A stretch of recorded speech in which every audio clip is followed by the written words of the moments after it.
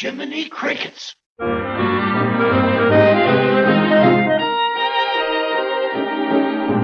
Jiminy Cricket is the name. I'm a happy-go-lucky fellow, always getting in wrong for singing my song. A merry old soul am I.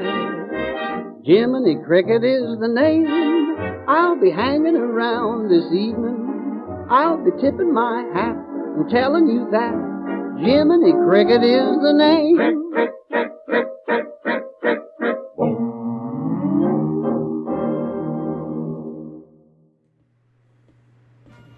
Hello, Cricketeers, and welcome to our May 2024 episode of Dateline Jiminy Crickets. Hello, Ruthie. Hello, Chris. Hello, Cricketeers. We have a big show. Lots of stuff to go over. Lots of segments. Lots of fun and interesting things. We have a special encyclopedia that's for Mother's and Father's Day. And we have our top 10. And we have a special Armchair Imagineering plus a movie review. So, since we have so much to do, why don't we get started right away? But before that, we have a very special announcement.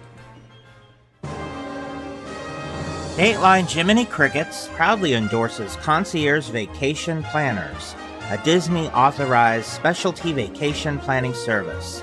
Concierge doesn't just book your trip, they walk you through the entire process, helping you plan out every detail, one-on-one, to make the very most out of your vacation while saving you both time and money. And the best part is, they charge nothing for their services. You will get the exact same pricing as if you booked your vacation directly through Disney. But in using Concierge expertise, you've got the added bonus of having your very own personal Disney Guru planner by your side. Both Ruthie and I are also satisfied customers, and we just can't recommend them enough. Visit their website at www.concierge.com. That's www.concierge.com, as in mouse ears. So when you book your next Disney vacation, be it Walt Disney World, Disneyland, the Disney Cruise Line, or many of the other Disney destinations available worldwide, contact Concierge Vacation Planners, and be sure to tell them Disney Chris sent you.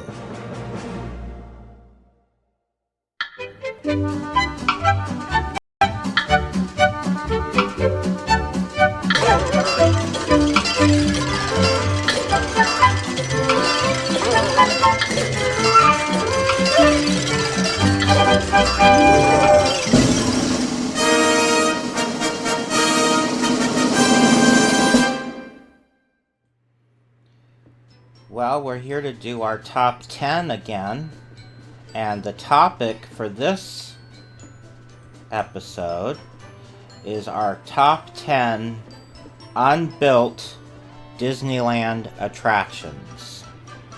And we were going to do just top 10 unbuilt Disney attractions, but there's just too many to narrow it down to just general. We have to do one park at a time, really. So we might revisit this topic again in the future and do a different park. But for this episode, we're doing just the original Disneyland park. Not DCA even, just Disneyland itself. And some of these may have been built in other ways, but these are the original concepts that never got built in the way they were originally conceived. Some of them never happened at all, and some of them became other things. So, we'll start off with, why don't we start off with number 10, Ruthie? Okay. So number 10 is Edison Square. And this was an area that was planned behind Main Street. It would have veered off one of the side areas, and then you would have been able to walk back there. So this was actually going to be built between the Plaza Inn and where the first aid center is, would have been the entrance. That little cul-de-sac where between where the old Photoshop building was and Plaza Inn, where Kodak used to be. The entrance would have been there, and it would have been behind where Inner Space or Star Tours is. I'm showing my age. And and behind the buildings of Main Street. So there were other plans for things in that were going to be, the entrance would be where the Opera House is, between the Opera House and that meet and greet area. There were other plans for something to be built back there, but this was going to be built further north behind the upper part of Main Street. And what this was, it was a walk-through exhibit. As you can see from this picture here, I don't know, can you see my cursor, Ruthie? If you can see it, then the audience can probably see it. Yes, I can. So it would be like a walk-through exhibit, and each room would be a different era in an American home. So this evolved and became Carousel of Progress. Originally, it was going to be a walk-through exhibit where you walk through the street, and it would have been like set in the 1910s and sort of a companion to Main Street, as you can see from the architecture in these pictures. But it would have been more like a residential area, like a little, upper middle class area of off Main Street. So that sort of became something eventually, but the original idea never happened for Edison Square. And number 9 was called Adventures in Science. This was going to be built, as you can see from this bottom picture, you can sort of see part of the Flight to the Moon building. You see the domes on the side, the white domes? That was part of the original Flight to the Moon building from the 50s. Do you recognize that, Ruthie, in the picture? Yeah. And so this was going to be built where they ended up instead putting the Flying Saucers attraction. Kind of where Space Mountain is today. And this was going to be a ride-through attraction, and this eventually evolved into Adventures Through Inner Space. As you can see from this top picture that's sort of in shades of brown, originally you were going to ride little amoebas and go from your little microscopic amoebas into the microscope.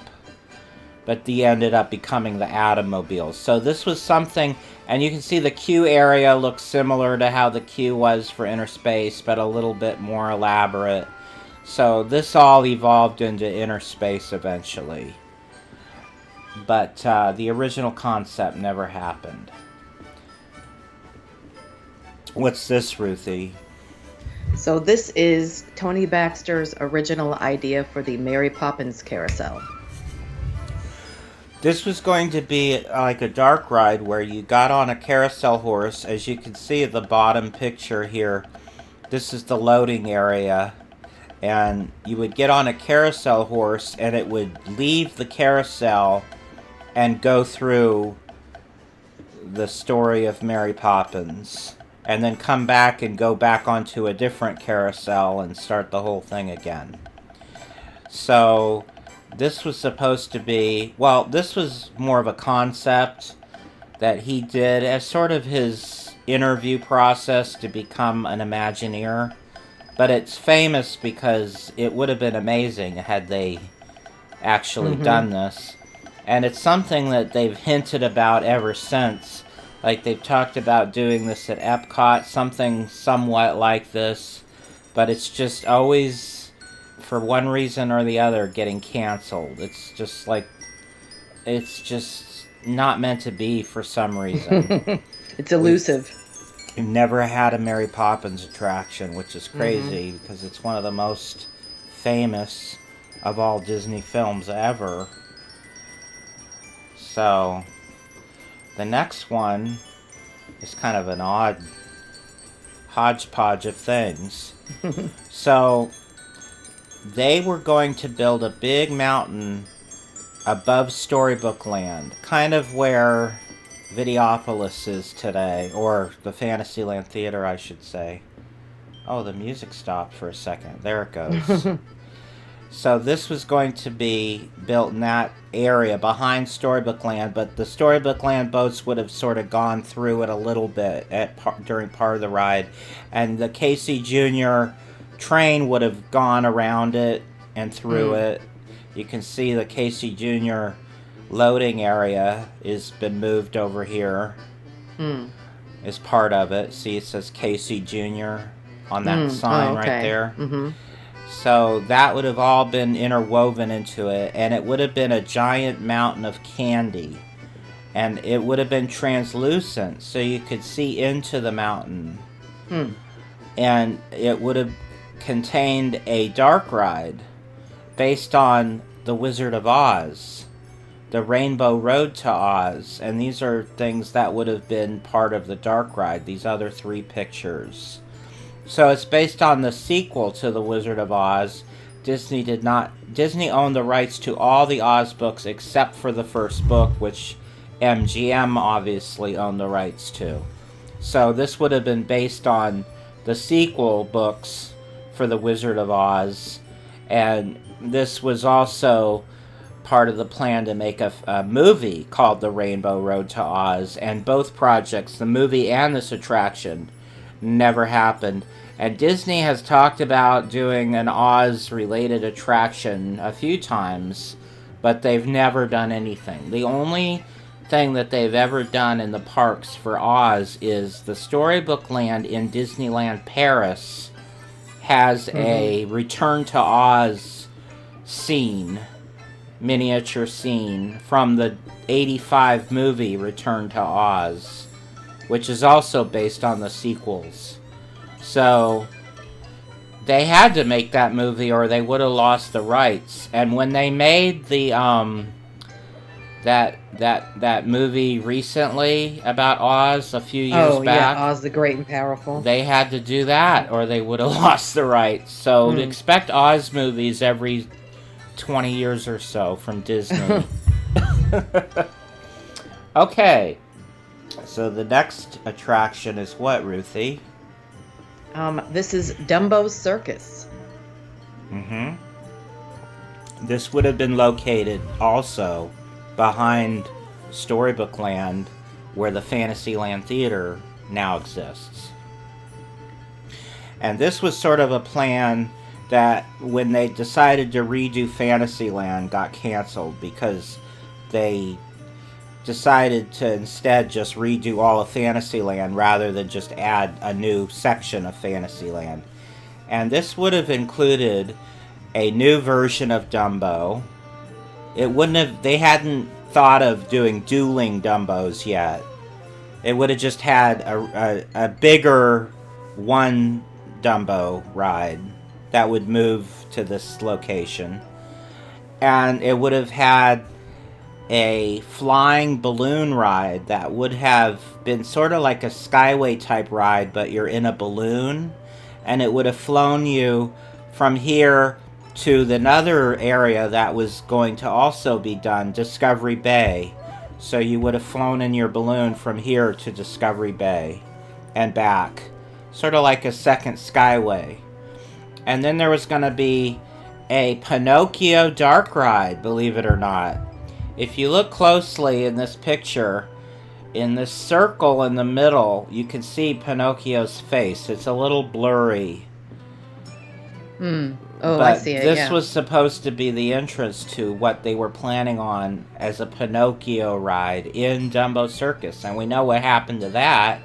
It ended up going in the regular Fantasyland area next to Snow White, and it's still there today.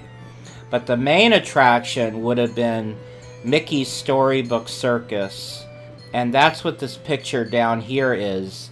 It's kind of elusive to me what exactly the concept was, but it was going to have all audio animatronic, hundreds of Disney characters. It would have had a villains section, and they all would have been doing circus acts. So you can see here they have Baloo, they have all the bears. They have Little John, Brer Bear, Baloo, Pooh, and Bongo and Lulu Bell from Bongo. And they're doing a circus act. And then they have Dumbo doing circus acts. And I think this is the Seven Dwarfs. And there was a band. So this would have been a dark ride. No, here's the Seven Dwarfs. And I don't know what this is. And then they have a carousel with Disney characters on it.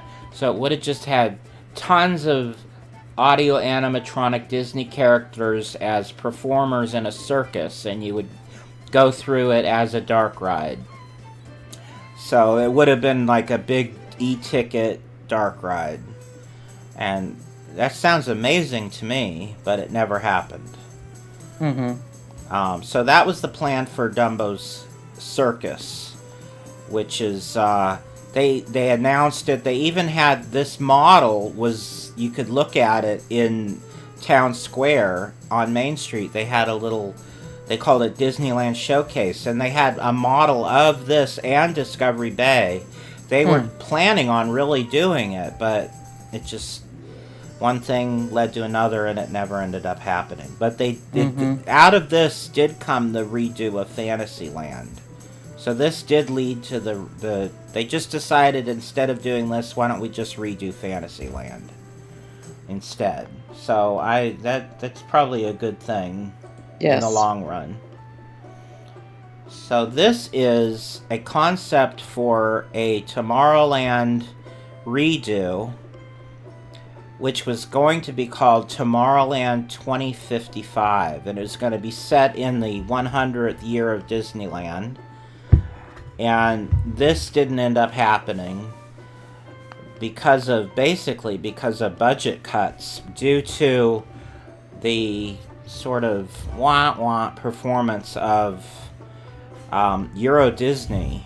A lot of the big plans that they were, going to do got canceled, or just the budget got cut to shreds. So they did end up redoing Tomorrowland, and it opened in 98, but it was just a shadow of what the original plans were. They were going to bring back the flying saucers, as you can see from this sign. They had plans for a new animatronic show in the Carousel Theater. They were going to have all sorts of laser lights, and this looks pretty amazing. And the whole land would have been illuminated, and it was supposedly like a base where aliens meet with humans, and it was a whole concept. They had music written for it. The music is out there. You can hear it. It's on my website. They really went pretty far, and then they were pretty much planning on doing this. They also were going to have the alien encounter attraction, which ended up opening in Disney World, would have been a part of this. But it just, because of that Euro Disney not succeeding, they just cut this to shreds and never ended up doing anything nearly like it. Which is a shame. So, hopefully at some point they will be redoing Tomorrowland. So what's this, Ruthie? This one is Hollywoodland. And I believe this one was also an idea for Behind Main Street. Yes, this would have had the entrance at the Opera House.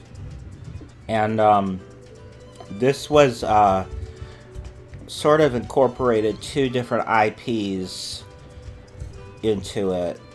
Dick Tracy and Roger Rabbit.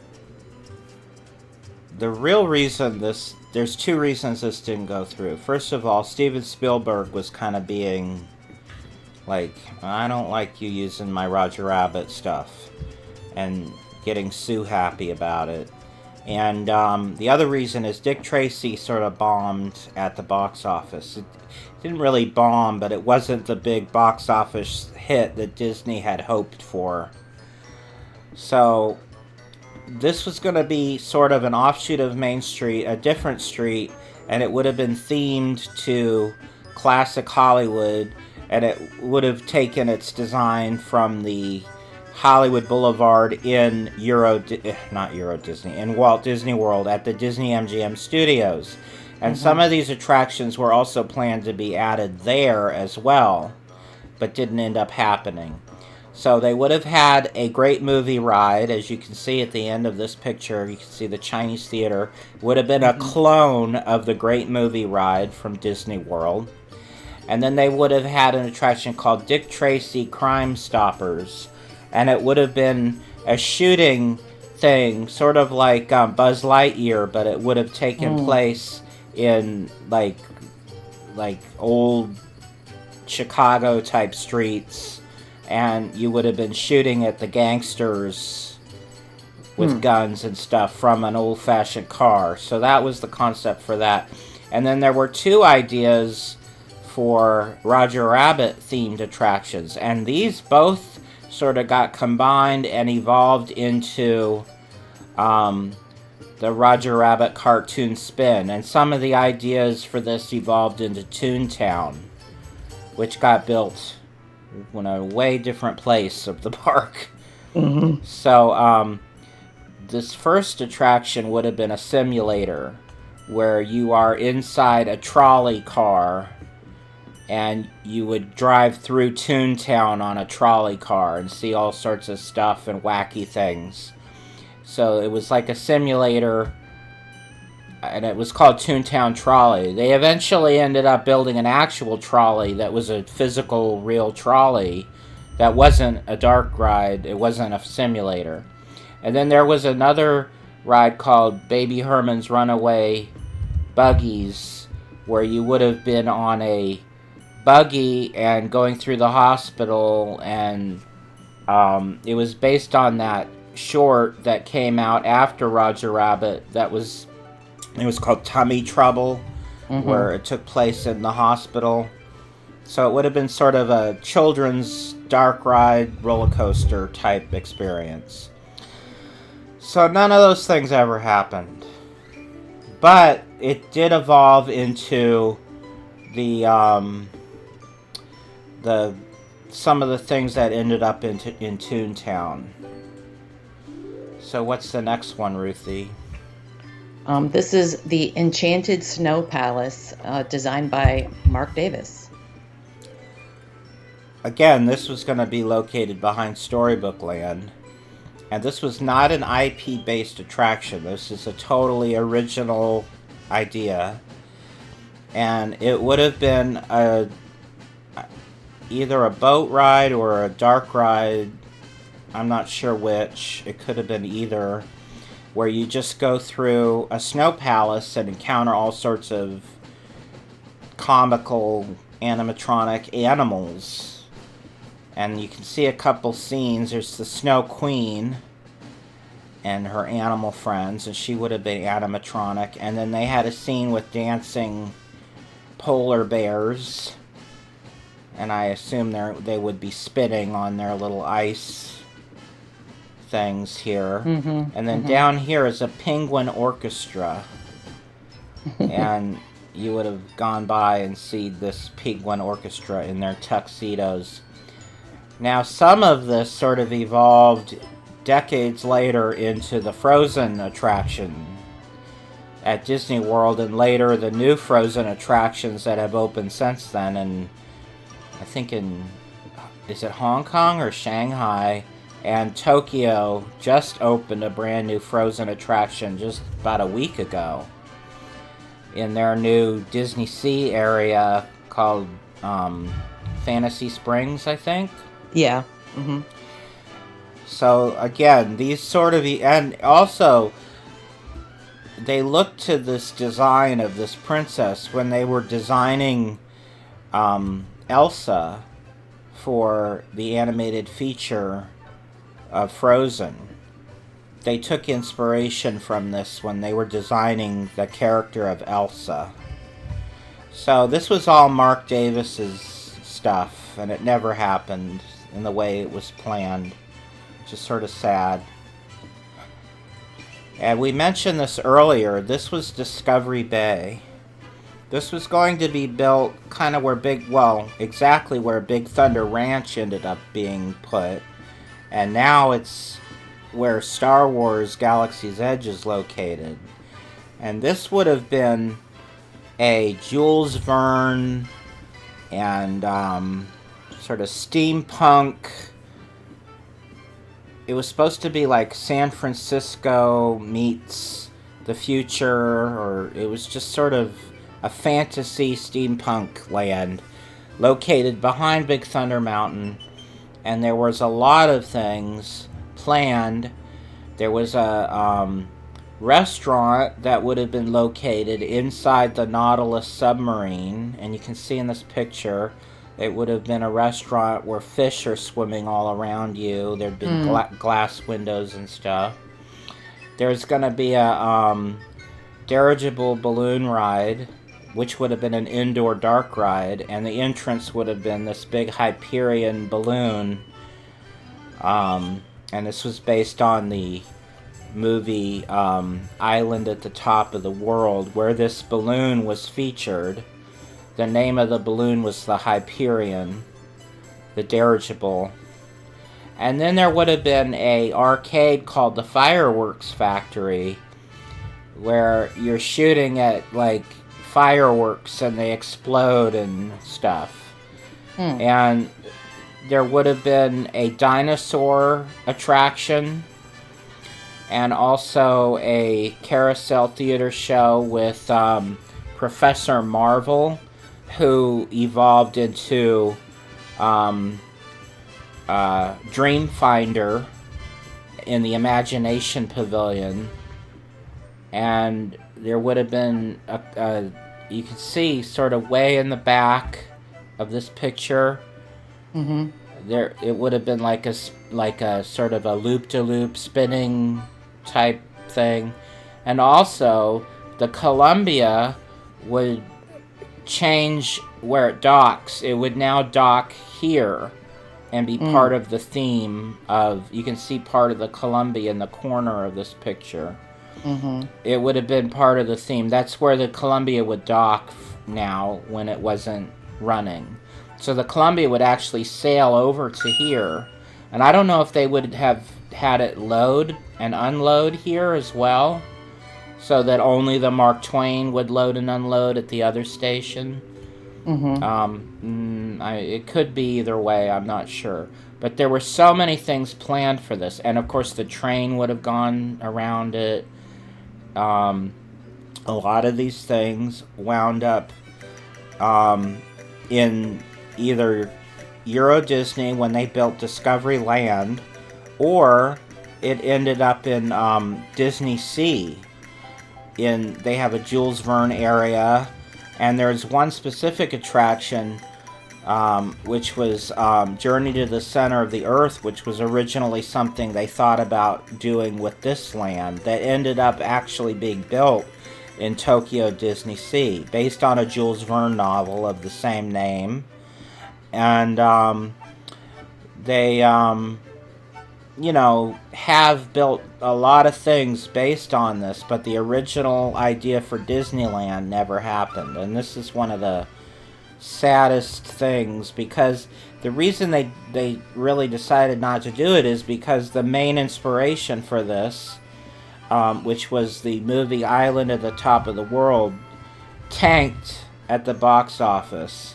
And so after that movie didn't do well, they just decided to sort of quietly forget about this. But this was all Tony Baxter's ideas, and he pushed to have a lot of these ideas eventually be incorporated into the other parks. So a lot of this did happen, a lot of it never happened. So And I would much rather have this than Star Wars Galaxy's Edge, if you ask me, but who am I? So, what is our number one never-built attraction, Ruthie? Our number one is Museum of the Weird, and this is Raleigh Crump's ideas that he was kind of putting together when they were developing the storyline for Haunted Mansion. Yes. The mansion was already built, but they hadn't decided what they were actually going to put in there yet. Mm-hmm. So he was coming up with these kind of ideas. Right. So this was sort of his own little side project because basically he was just told create. So this was sort of what he was interested in creating and thinking about. So the story goes that he was doing all this stuff, and all the other Imagineers just didn't understand it, didn't really care for it, didn't see how it fit into the Haunted Mansion, and so they put it all. Walt Disney was coming in to see all of these ideas at a big meeting where they had models laid out and drawings and all sorts of things in a big conference room. And they just sort of shoved all of Raleigh's stuff in the back corner. And Walt was there for a couple hours going all over this stuff. And no mention was made of Raleigh's stuff. And Walt saw it out of the corner of his eye. And right before the meeting was about to end, and he said, well, what about this stuff over here? Tell me about what this is supposed to be. And they were all like, oh, that's just Raleigh's thing. It's not... And he says, no, I want to hear about it. I want to see it. So Raleigh went over with him what it was. And he just said, I've just been collecting stuff from around the world, all this weird stuff, like a candle man, a clock, a coffin clock, and just all, a gypsy cart. And Walt was like... okay, I see. And then the meeting ended, and Raleigh didn't think he was all that interested in it. And then he went home and came back the next day, and Walt was sitting in that room when he came back the next day, and Walt says, Raleigh, I'm mad at you. And he said, why? What did I do? And he said, I've been here all night thinking about all this stuff that you created and what to do with it. And he said, I know what we're going to do. He said, we're going to call it the Museum of the Weird, and as people leave the Haunted Mansion, they're going to go out into this big museum as they're exiting, and it's going to have all your crazy stuff all around. And so this was the plan that Walt wanted, and then he passed away, and I guess the Imagineers who weren't as excited about it as Walt kind of quietly canceled it, and it never happened. And so they've had a lot of lore about this, and it's been talked about ever since, but it never happened. It really never got put anywhere. There was a comic book about it a few years ago, and it's just one thing that never really happened at all in any form. And it was sort of Raleigh Crump's special brainchild. And maybe someday it'll happen. We'll see. They did actually put a small candle man in the attraction during this last Halloween season. Okay. That's really not. I mean, but it is like a representation of him because everybody knows that's his design. Right. So that ends our unbuilt attractions top 10. Let me know if there's anything I left out that you think should have been included.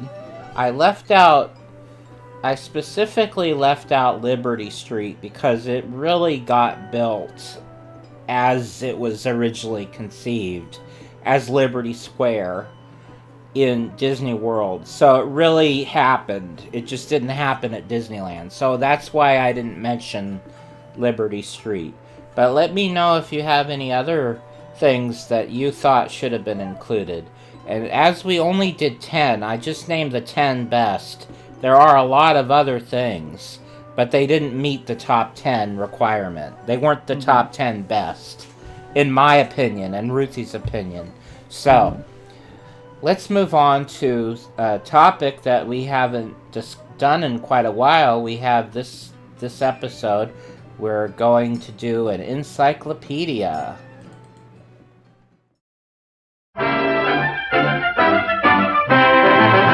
Get the Encyclopedia, Encyclopedia.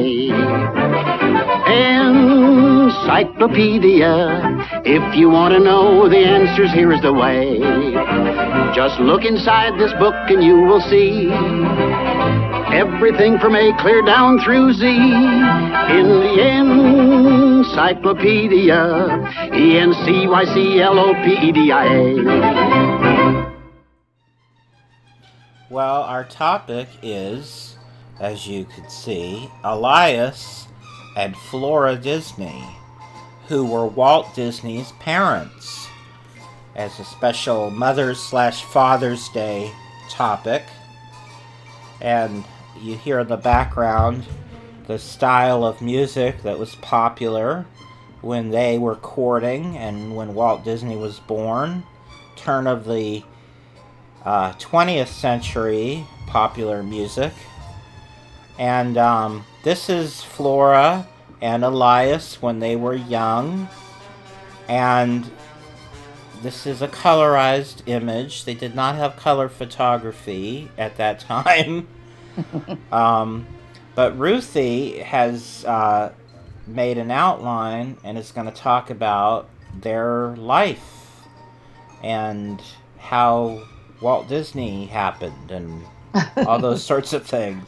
So take it away, Ruthie. All right. So Flora, her original name was Flora Call. Obviously not Disney yet. And she was born April 22nd, 1896 in Steuben, Ohio. And this is near where the now famous Cedar Point amusement park is. So this obviously the amusement park wasn't there when she was born, but close to that area, just to kind of give you an idea. And her parents were named Henrietta Gross and Charles Call. And her mother's family was of German descent, and her father's family was of English descent. And so I don't really know much about her life, basically, between being born and high school. But I know that after she graduated high school, she and her parents moved from Kansas to Florida. And then we'll talk a little bit more about this, because this is kind of where Flora and Elias's story overlaps.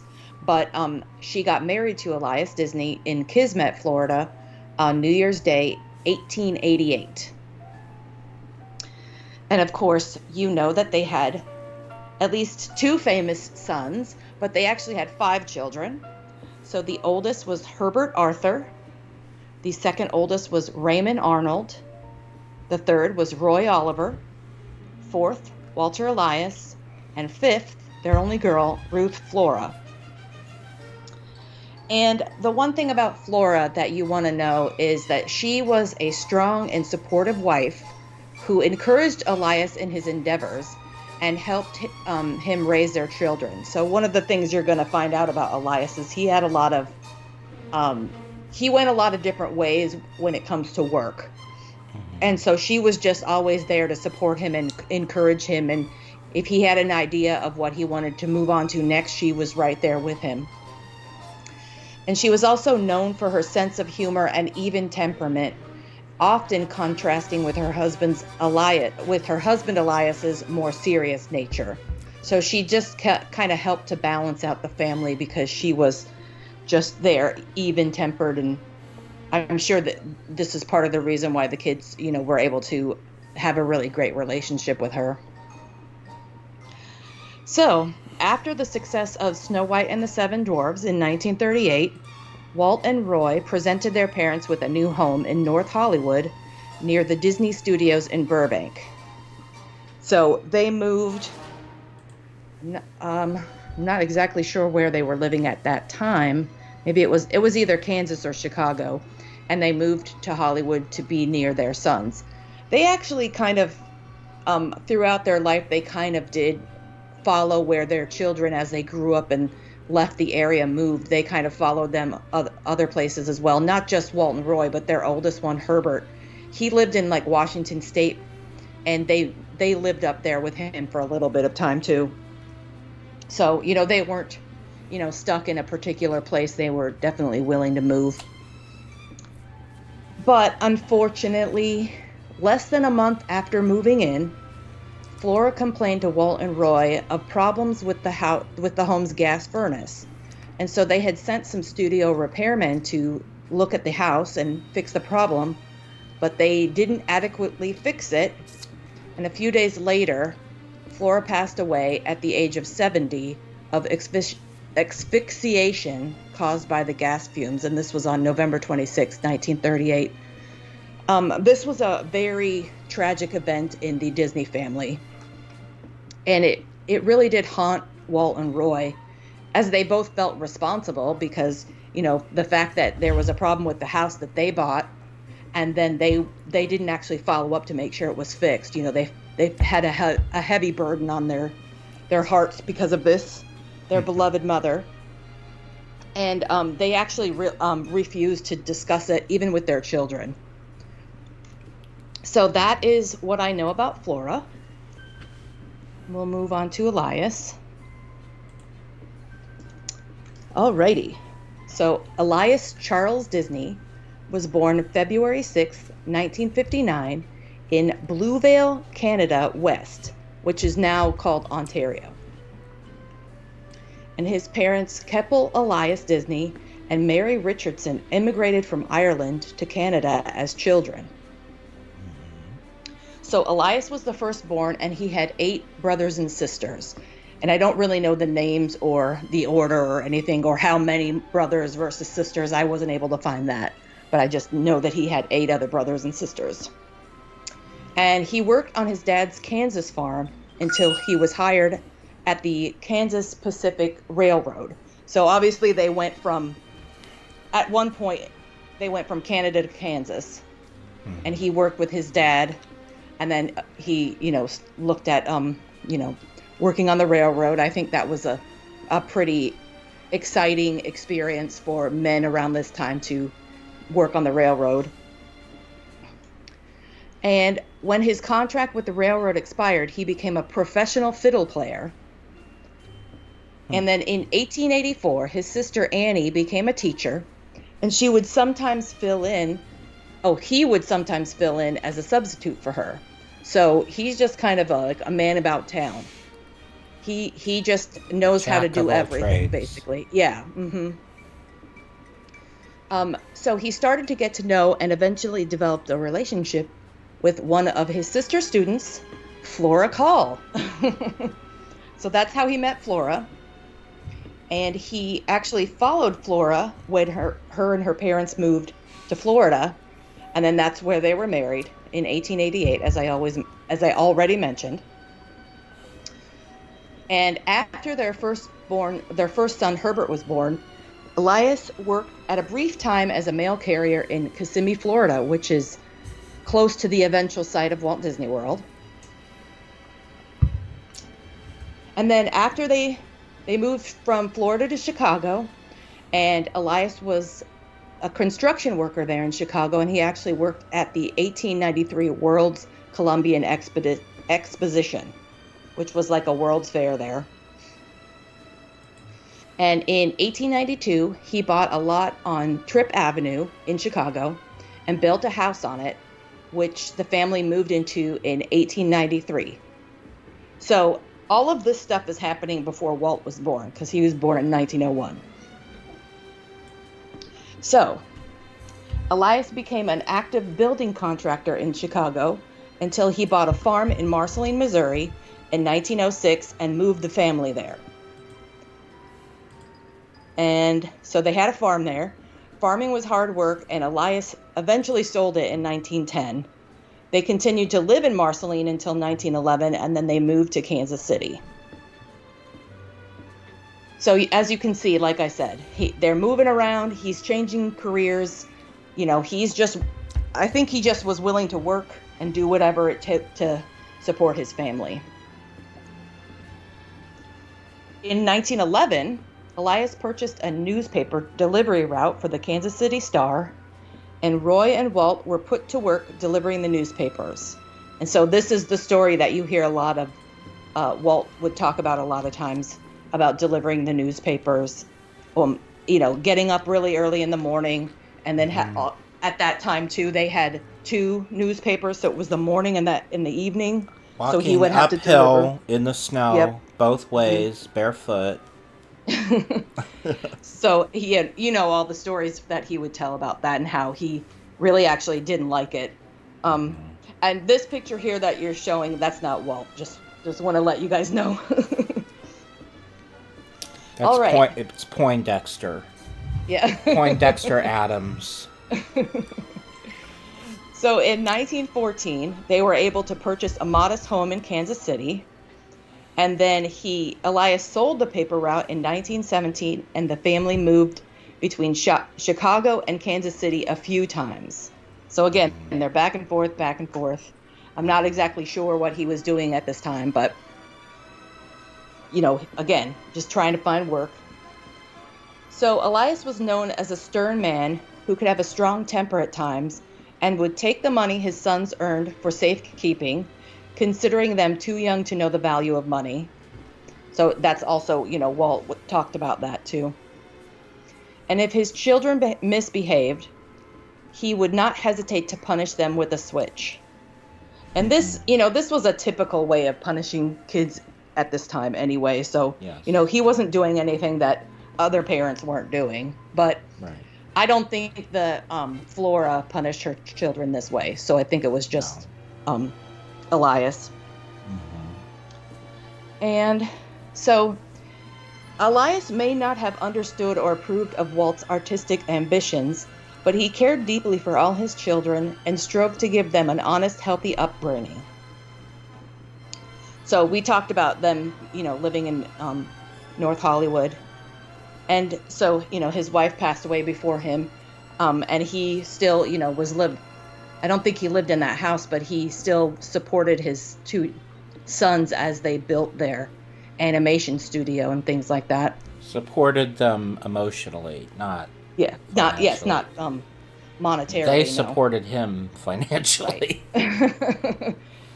But I know I've seen some pictures of him with the 2 boys, I think at some sort of a celebration for one of their movies or something like that.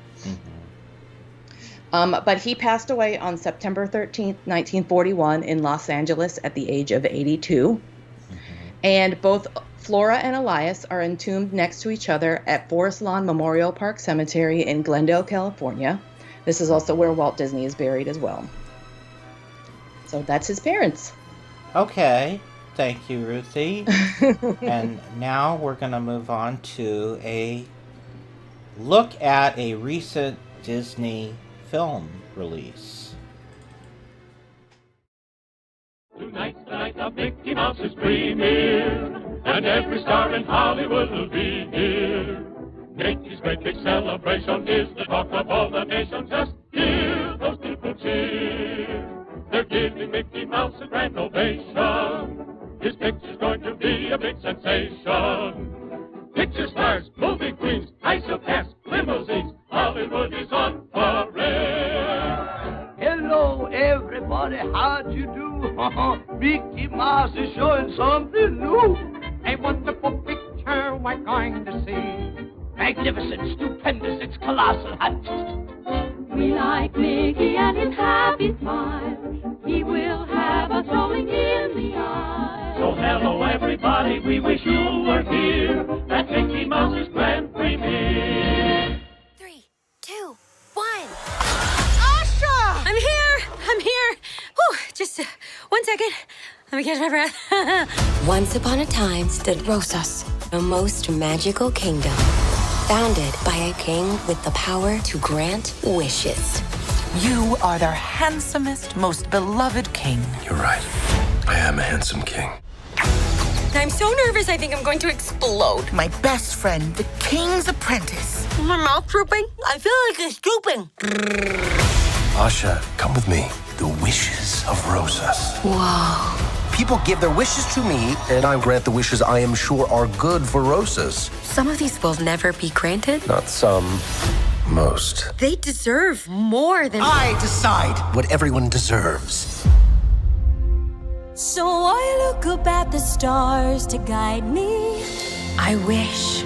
And throw caution to every warning sign. Oh, you spoil us with your magic. I didn't do it. What? Last night, I made a wish on a star. And the star answered.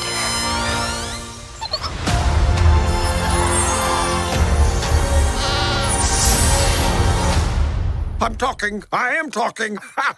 Who knew my voice would be this low? I believe I have just been threatened. Who would dare threaten you? I have no response to that. So I look up at There is a traitor amongst us. Find Asha. caution to every It's a dead end. With unsanded mahogany. Yeah. Oh, good find, Valentino. My butt found it.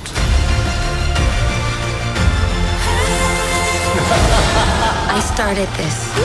I have to finish it.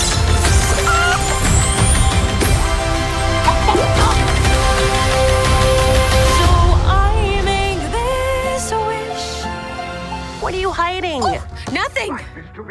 And nobody. What is going on in there? Okay, ladies. Your wings can't fly, but your voices can.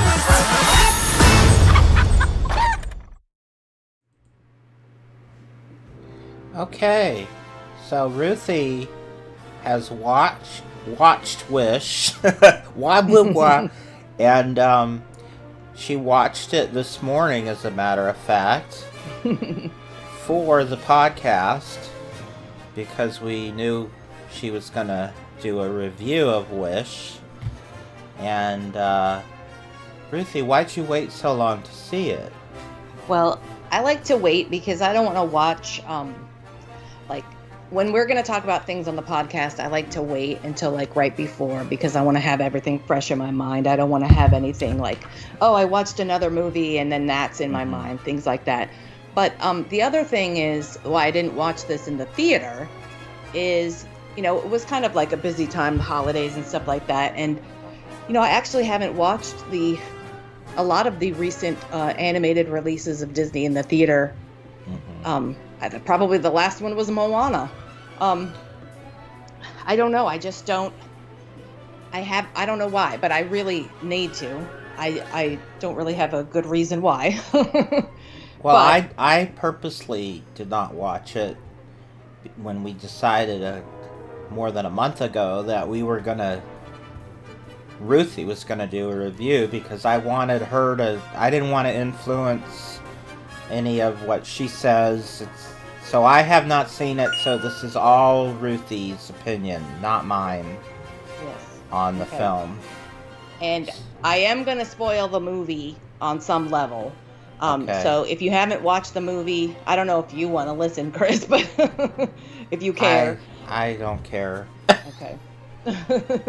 But any of you out there who are watching or listening, if you don't want to listen to what I'm going to say about the movie, then, or you want to wait and see it first, then go ahead and skip ahead. But, so, overall, I like this movie. And let me get into some of the story. So the basic story is that there is a island in the Mediterranean Sea called Rosas, and it was founded by King Magnifico and his wife Queen Amaya.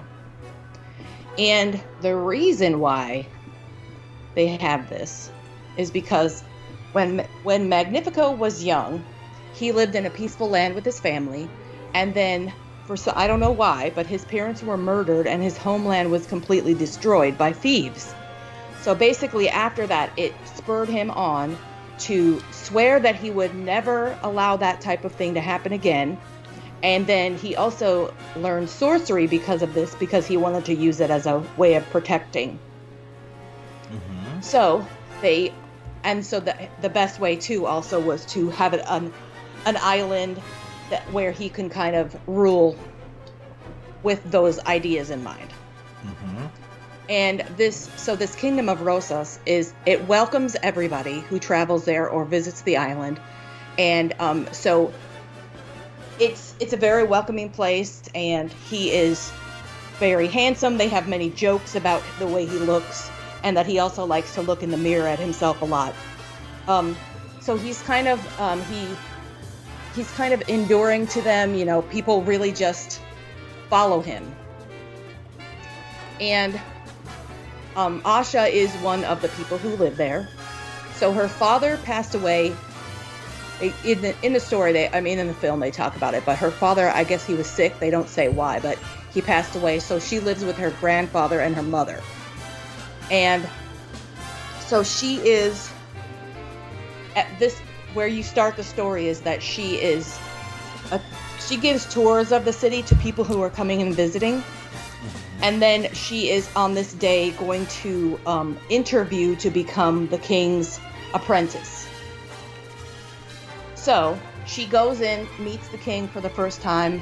She's in his study, laboratory area, and he tells her because this is the big thing about this island, is that when you live there, at the age of 18, you will go to him and you give him your greatest wish, and he saves it for you, and then once a month he will grant a wish, basically, that he picks, and they have a ceremony.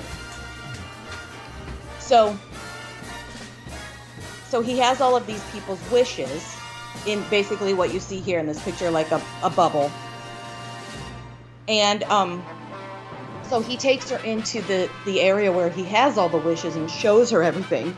And they have this conversation where she realizes that, he basically tells her that the majority of the wishes will not be granted because he only picks the ones that are going to be beneficial for the island or for himself. So if for some reason somebody's wish might result in some sort of a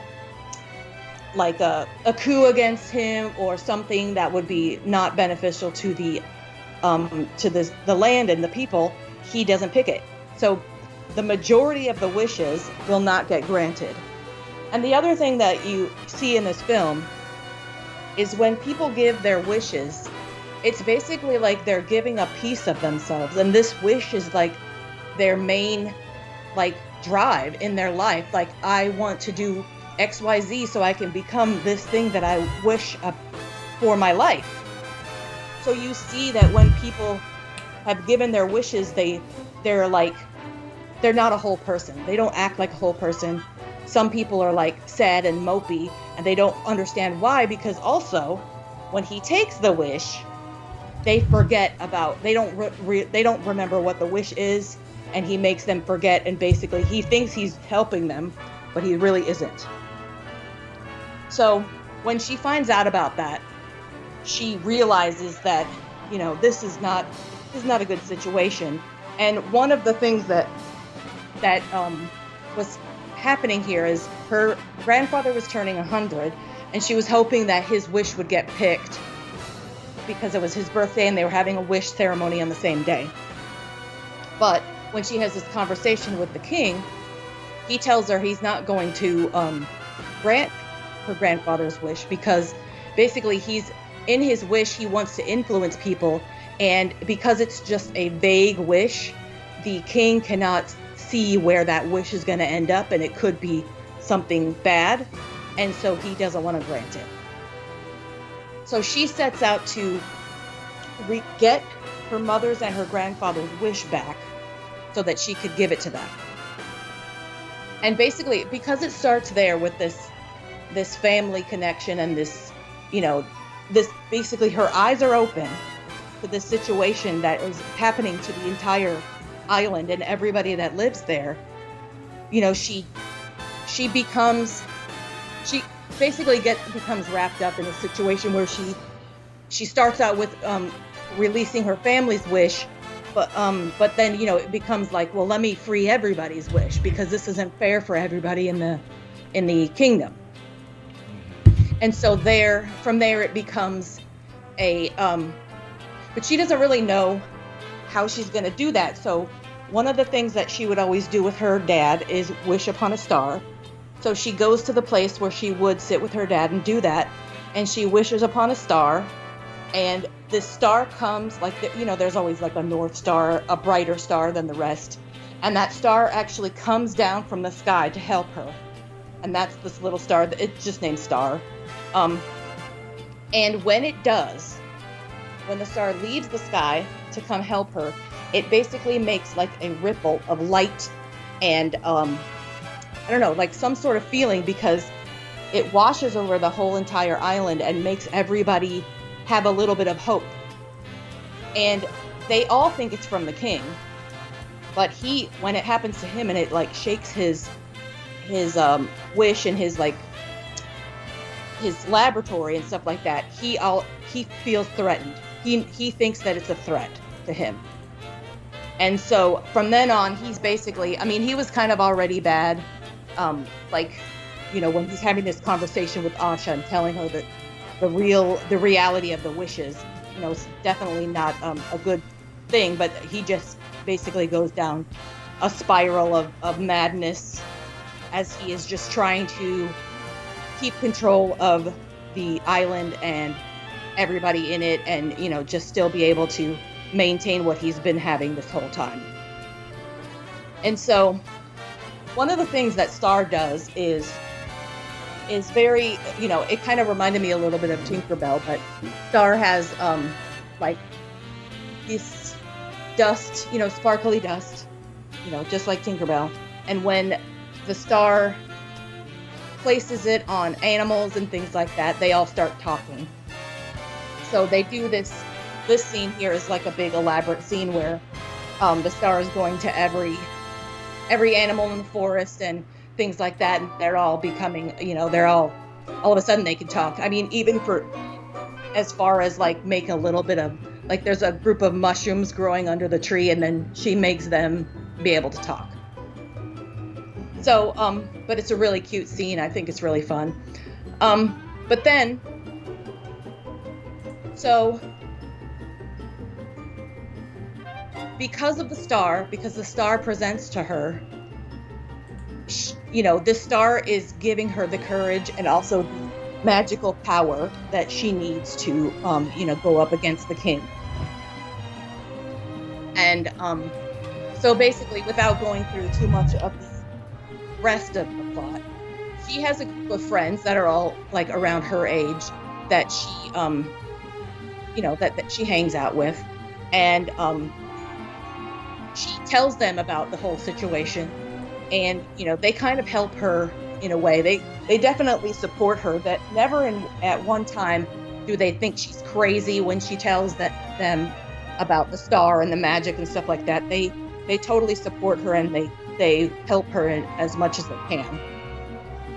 And so she rallies the friends and just go after the king along with Star. And then she also sprinkled her goat Valentino and made him talk. And I think he's supposed to be like the comic relief of the movie, but they did only show like the really funny jokes in the trailer. So he's not as comic reliefy as you would like. But he's still cute and funny. And so anyway, so they end up through a series of events. They are trying to release all the wishes. That's what the friends are doing. She's trying to lead the king away while the friends go into his tower and release all the wishes. But he ends up trying to stop them, and he actually tricks her and makes her think that one of her friends is him, like basically changes the way he looks when it's really him still at the tower and trying to keep the wishes from from being distributed back to everybody. And the other thing that he is doing is, like I said, he's getting more and more obsessed with power, and he started absorbing some of the wishes, which made him more powerful. And so he wants to catch the star so he can absorb that power and become even more powerful. And he's doing this all with the help of this dark magic book that he has, which he vowed never to use. But of course, you know how that goes. He's high on his own supply. Yes. So at the end, he's at the top of the tower. He magically, entraps all the wishes, including Star, because Star was up there with all the wishes, and he is able to suck the star into his staff that he made, which helps to harness his powers. And basically, he has Asha up there, and the friends are. He basically entrapped the whole city. He made it so they can't walk. They're just kind of stuck where they are. And at the end, what Asha does, she has this song that she sings about when Star comes, and that everybody's a star. It's this is what we all have in common. We're all a star. So she starts singing that song, and the rest of the town, starting with her friends, they start singing it as well. Which was voted Song of the Year on my it's a good website. Song. And then because they all are basically taking their own power back within themselves, they are able to release themselves. Mm-hmm. And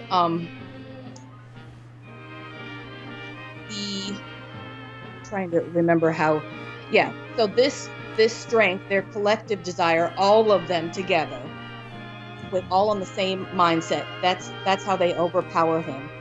And his magic actually ends up trapping him inside the staff, and Star gets out. Okay. So that's the ultimate ending there. And do all the wishes get granted? Yes, all the wishes go back in, because it's almost the way that they show it is, it's almost like I said, you're taking a piece out of yourself and putting it into this ball. So they don't get granted, but they get their dreams back. Yes, they're reabsorbed into their person, so they're whole again. Right.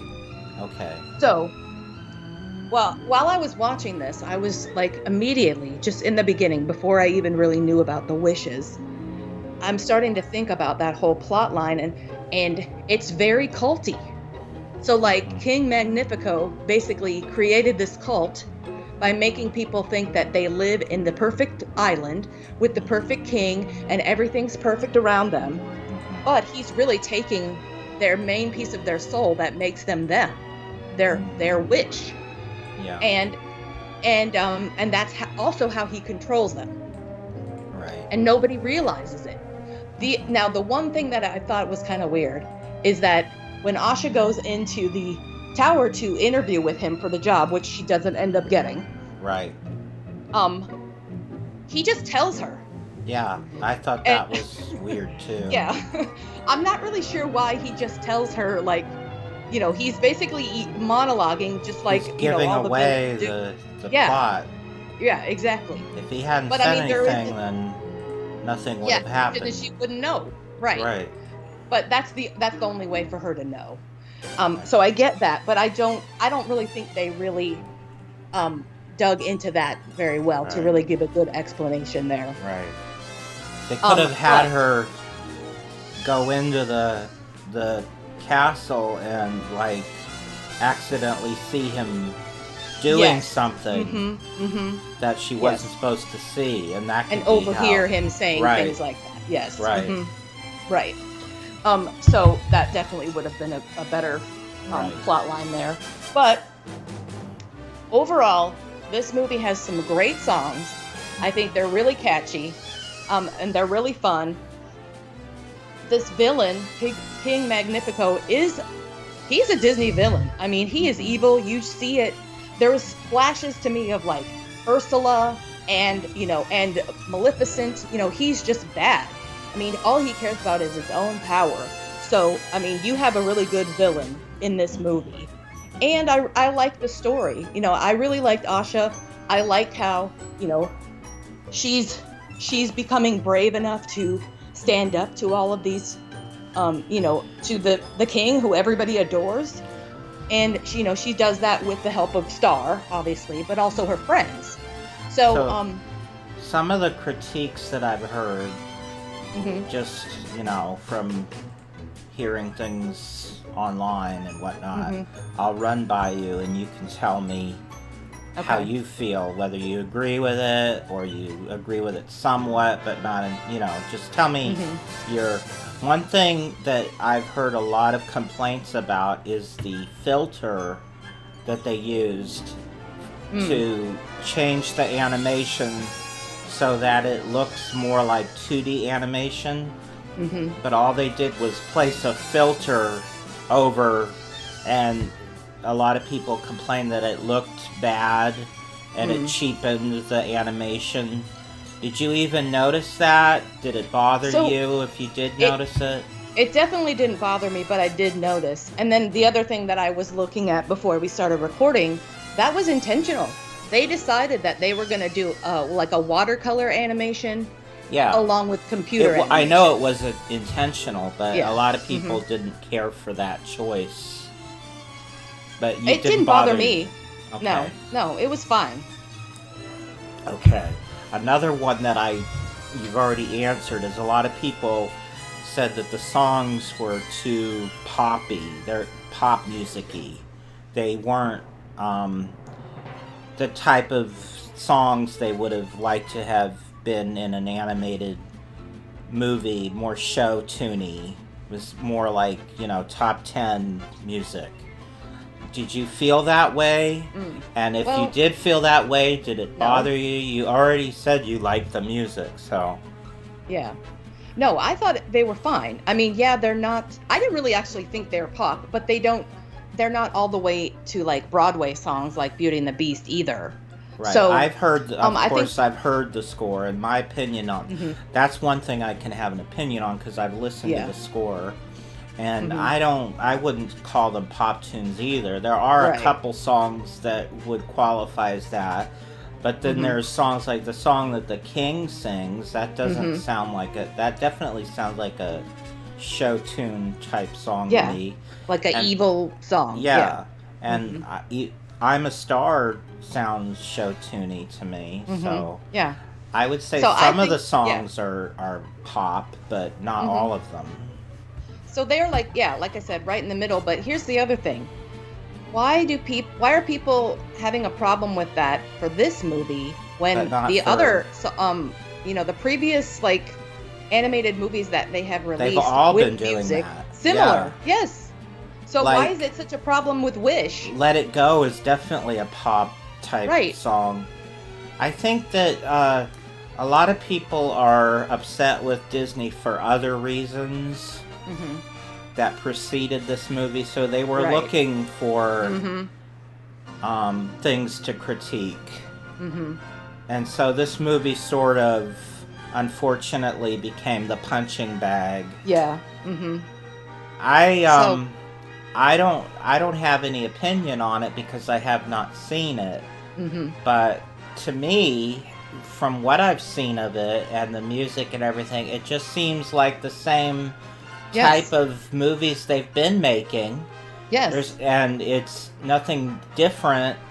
So why is it this movie that's getting lambasted when Moana, Frozen, Brave, which all sort of have similar beats to it, was beloved and did very well in the theaters? So I think this it's the unfortunate timing that Disney is being critiqued. I won't get into why, keep things positive. But, and I agree with some of the critiques and not all of them, but I won't get into it. But I think this was just an unfortunate victim of that. Now, the other thing that people have complained about is how it was trying to be a representation of Disney 100, where they put in all these Easter eggs to represent Disney animation throughout the 100 years of Disney. So, okay. So there's some obvious things, but it's not like it's out of the ordinary. It doesn't go with the story. Mm-hmm. And when I heard that they had Easter eggs in this movie, but when I sat down and watched it, I just want to watch it. I don't want to think about, when are they going to say XYZ, things like that. So to me, I saw some stuff, like I said, I saw some stuff in The Villain. I saw some stuff in Star, like I mentioned, Tinkerbell, things like that. But to me, it wasn't like also there were seven. She had 7 friends. Yes, and they were supposed to represent the 7 dwarfs. Somehow. I didn't even get that. Yeah, they look nothing like. Did they have was one grumpy? Was one sneezy? Yes, one was grumpy, and one was yes. I didn't even think about that now that I think one guy had allergies. Was one sleepy? Yes. was one a know-it-all like Doc? No. Was one happy? Was bashful. There was a bashful one. Was there one that was always happy? Maybe? I'm not sure. Was there a dopey? I don't think so. Probably if you watch it again, you'll notice. Yeah, because like I said, I was not thinking about that at all. Yeah. But now that you say that, I can see it. But right. But that's how I would recommend watching this if you haven't watched it. Don't have those preconceived ideas in your mind. Watch it for what it is. My main thing that I want to say about it is it's new. It's not a remake. Mm-hmm. Exactly. It's something it's the original story. Original. So therefore, I applaud it, and I'm glad they made it, and I wish they would just do more original stuff like this. Right. And to give you an idea, Fantasia bombed at the box office when it first came out. So just because it didn't do well when it was initially released, it could become a cult classic in the years to follow. Right. Now that you gave me the green light, I will. And you'll watch it. I got Ruthie's stamp of approval. I will watch it. My theory was, if you came and said, "Oh, this movie was awful," then I know that I definitely should avoid it. Yeah. But since you said that it was good, then I'll give it a chance. Yeah. To me, I just want to say a couple more things. To me, like I said, we kind of talked about this before, but this movie is just like the more recent animated movies that have been released. Like Raya and the Last Dragon. It seems Encanto, that way to me. Same. Yeah. Yes. Raya didn't have any music, but it's the same type of thing. It's empowering a young girl to, to become herself. I think one of the critiques, I will mention one of the critiques Disney's been getting, and I do not agree with this critique. This is just one of many, and like I said, I agree with some and not others, and this is one I don't agree with, is that Disney is sort of pandering to certain groups. And so all their movies are like, oh, it's about empowering women, or it's a diverse cast, or for some reason, to some people, that's a bad thing. Right. I don't agree with that, but, whatever. Right. I don't know why that makes anything bad. But let's go back to Walt Disney's first full-length animated feature. Who's the main person? It's Snow White. Right. Look, Cinderella, Sleeping Beauty, they've always had women in the forefront of their animated films. So let's really keep the perspective here. This is not anything out of the ordinary. And this is the other thing that I wanted to say. I think this movie just got the I don't know, for lack of a better term, quote unquote curse of this being the movie that came out during Disney's 100 celebration. And the weight of that... It was big shoes to fill. Yes. And the weight of that being placed on this movie before anybody's watched it and stuff like that. That plus the recent critiques. Yes. In completely unrelated things that Disney's been getting. A lot of critiques about the parks and the way Disney's politics on certain issues have all sort of... People are looking for Disney to fail. It's like they get joy out of watching, the tower fall. Right, exactly. Or some people, like you said, they're just looking for something bad to say. They're not giving it a chance and sitting there with an open mind. Right. So, yeah. But I do want to give you my rating. Since we're doing this a lot on our Patreon episodes, I'll give it a rating. I'm going to give this a 3.75 out of 5. Because I think this is better than Raya and the Last Dragon, but not as good as Encanto. I really love Encanto. But I still think this is a great movie. I loved Encanto too. It would be hard to top Exactly. Encanto. But this is a great movie. It's worth watching. So I think it's it lives up to the legacy of animated films for Disney. Okay, well, you heard it here, folks. Go watch Wish if you haven't already. Yeah. It's on Disney Plus now. Yep. And there you go. So now let's move on. Did you have anything else that you wanted to say before we move on, Ruthie? Nope. That's pretty much what I had. Okay. So now we're going to move on to Armchair Imagineering. And I have a very special topic that I know you guys are going to love. Oops. You're not supposed to see this picture yet. Close your eyes.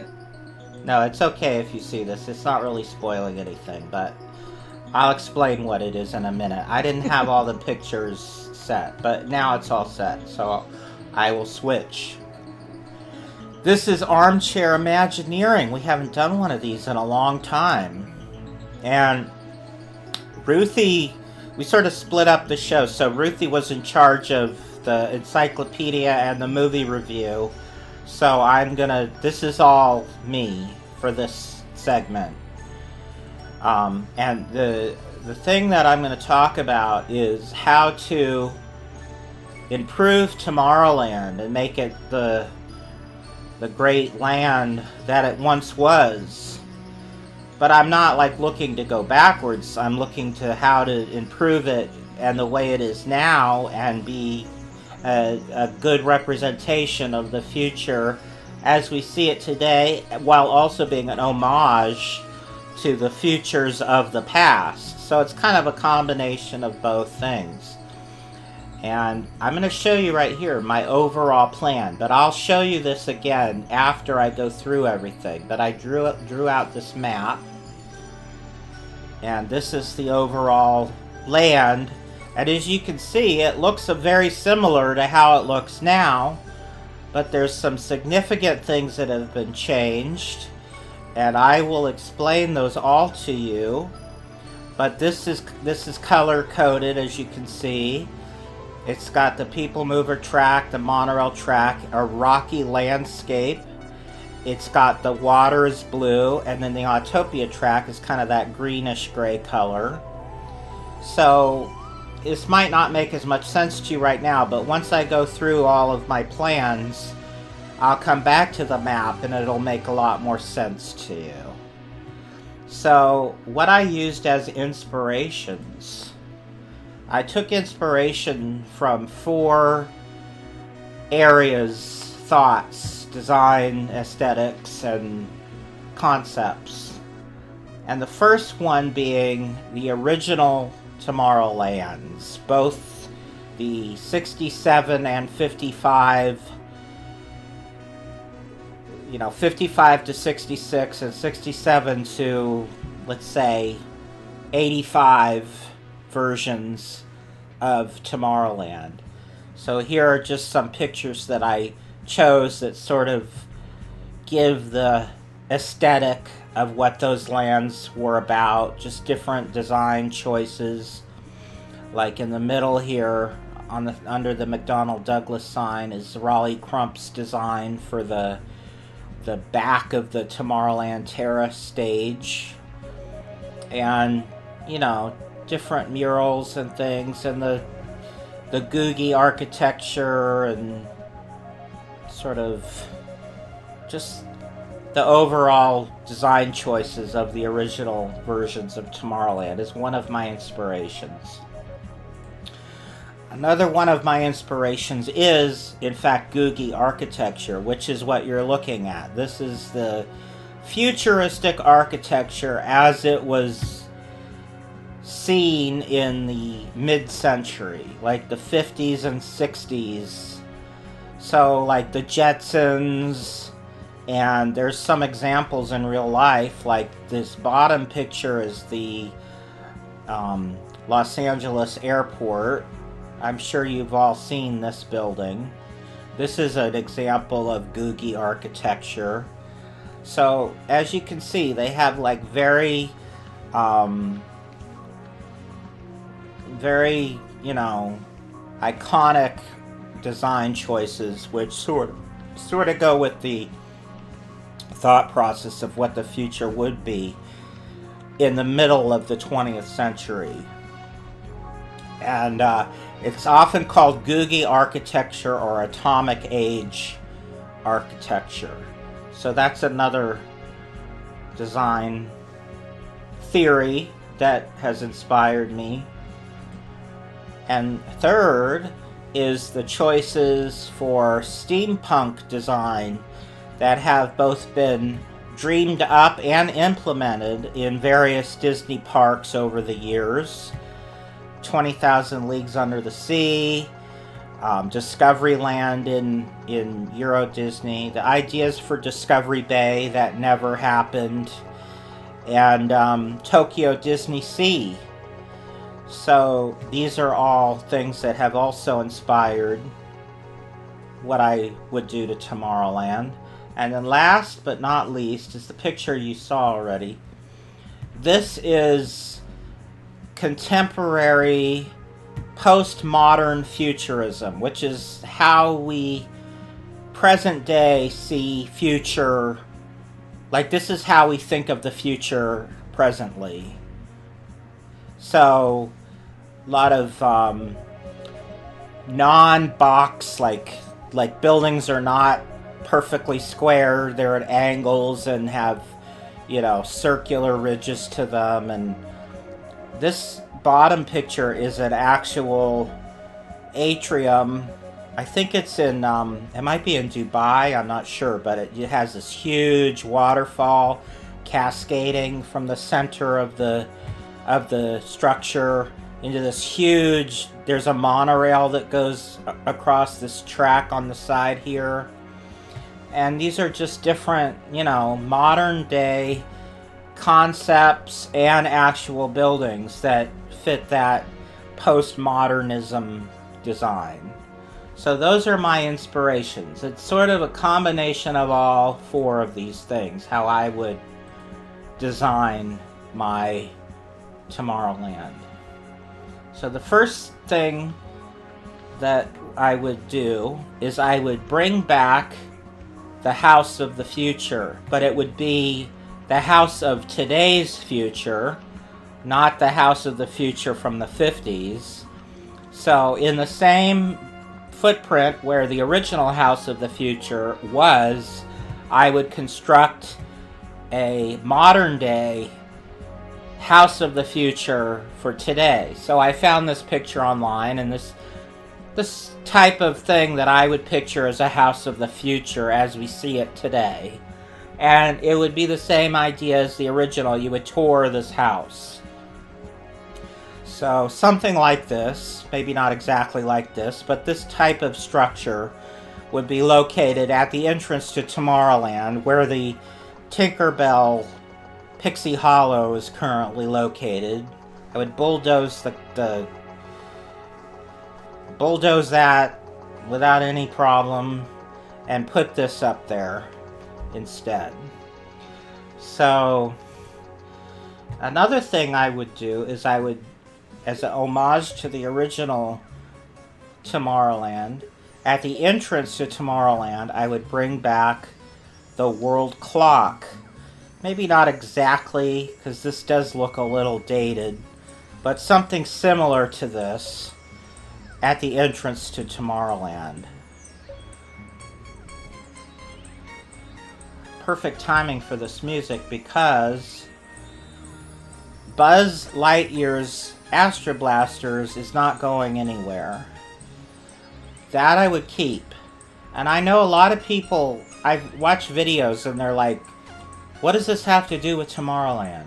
And I don't understand what they're saying. It has everything to do with Tomorrowland. It's like space and future and outer space. I think it's the perfect thing to put in Tomorrowland. The only thing I would change is the exterior of the building to be more in Googie architecture type design. But the attraction itself, I would not change anything. I would keep it. I think it fits perfectly in Tomorrowland, and I like it. And it's fun, and kids like it. So, don't change it. But one thing I definitely would change is on the other side of the entrance mall area of Tomorrowland would be something akin to this. This is from the Mickey Mouse shorts. They had a Hall of Science, and it looked like this in the shorts.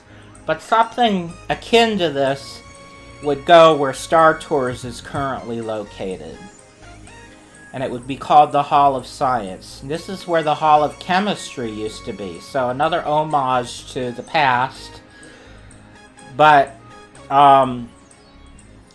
there's not going to be any Star Wars in Tomorrowland anymore. Because there's another place in Disneyland where there's Star Wars. So it'll be there. This is not going to be Star Wars stuff in my Tomorrowland. I don't like having stuff in two places. It's weird. So this is the Hall of Science, and this is actually going to be sort of a pavilion, because it's going to have multiple things inside of it, not just one thing.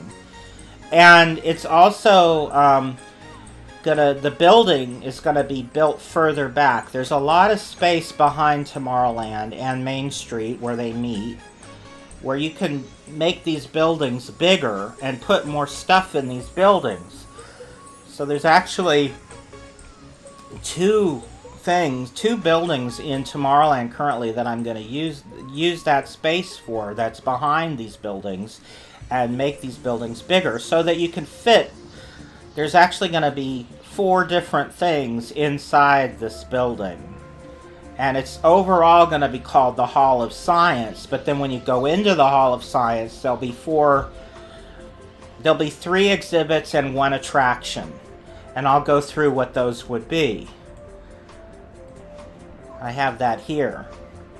So we would be bringing back Adventure Through Inner Space. But it would be a modern version. It would be, instead of 1967's ideas of what that would be, this is going to be the current day ideas of what that means. But it's going to be the similar type attraction to what Inner Space was. So that'll be part of the Hall of Science. It'll contain Adventure Through Inner Space. And then there'll be 3 exhibits. The first exhibit is going to be called Discovery Lab, which I have shown on the 2 pictures on the right here. It's going to be a walkthrough sort of science-based museum, like what the Hall of Chemistry was originally. So it'll be a museum about science. It'll have interactive exhibits, and it'll just be a small little museum showing different things about science and whatnot. The second exhibit will be called Discovery Lab. Oh no, that was Discovery Lab. The second one will be Imagination Playground. And that'll be based on the DreamWorks at Epcot Center. It'll be like I have that picture, this red and orangish picture down here in the middle under the eye. That's kind of the idea. It'll be like interactive exhibits where you see how technology and imagination combine to create fun activities and things, that kind of concept. So that'll be the second exhibit. And the third exhibit is going to be called Space Station X1. And that'll be an observatory and a museum where you can look at the stars, and a museum based on space travel and space exploration. It'll have a big telescope in the middle, and then all around it will be different exhibits about space travel and all those sorts of things. So that's what would be located inside the Hall of Science. So that would be when you go into the land on the southern side, and then right across on the northern side would still be Buzz Lightyear. So the next thing that I would put is I would bring back the People Mover. And this iteration of the People Mover would have enclosed vehicles, as seen in all these pictures. They would connect like in the top picture on the right. It would have like 4 in a row, just like the original People Mover, but each individual car would have doors, plexiglass doors that open and close. They would open when you board and then close once you're on board and the attraction begins. So you don't have to worry about safety railings and all those things that, OSHA and all those, laws, because now you're not in open cars, you're in an enclosed car. And so you don't have to worry about, people falling out or getting out or any of that kind of stuff. So these would run very smoothly. It wouldn't rattle remember how much those old People Mover cars would rattle? Yeah. As you went up and down the hills? Mm-hmm. These would glide like you wouldn't even be able to hear anything, and they'd be very smooth. And you would just get in, and the doors would open when it goes to the station, and then you would get in and sit down, and then the doors would close, and it would just be like the old People Mover, but it would be air conditioned, and it would have, might have like a screen in there as a supplement to the narration to show things about Disneyland and Tomorrowland as you're riding the ride that correspond with what you're looking at outside. But basically the same type of attraction as the People Mover was. And I like this. The reason I included this one here in the middle is I like how it has the red. So they would all be white, but then they'd have different color to match the colors that used to be on the old People Movers. So there'd be a red, there'd be a yellow, there'd be like a turquoise. Like the old colors that the People Mover used to be would be the color on these bumper areas. And then the rest of the cars would be this white color. Mm-hmm.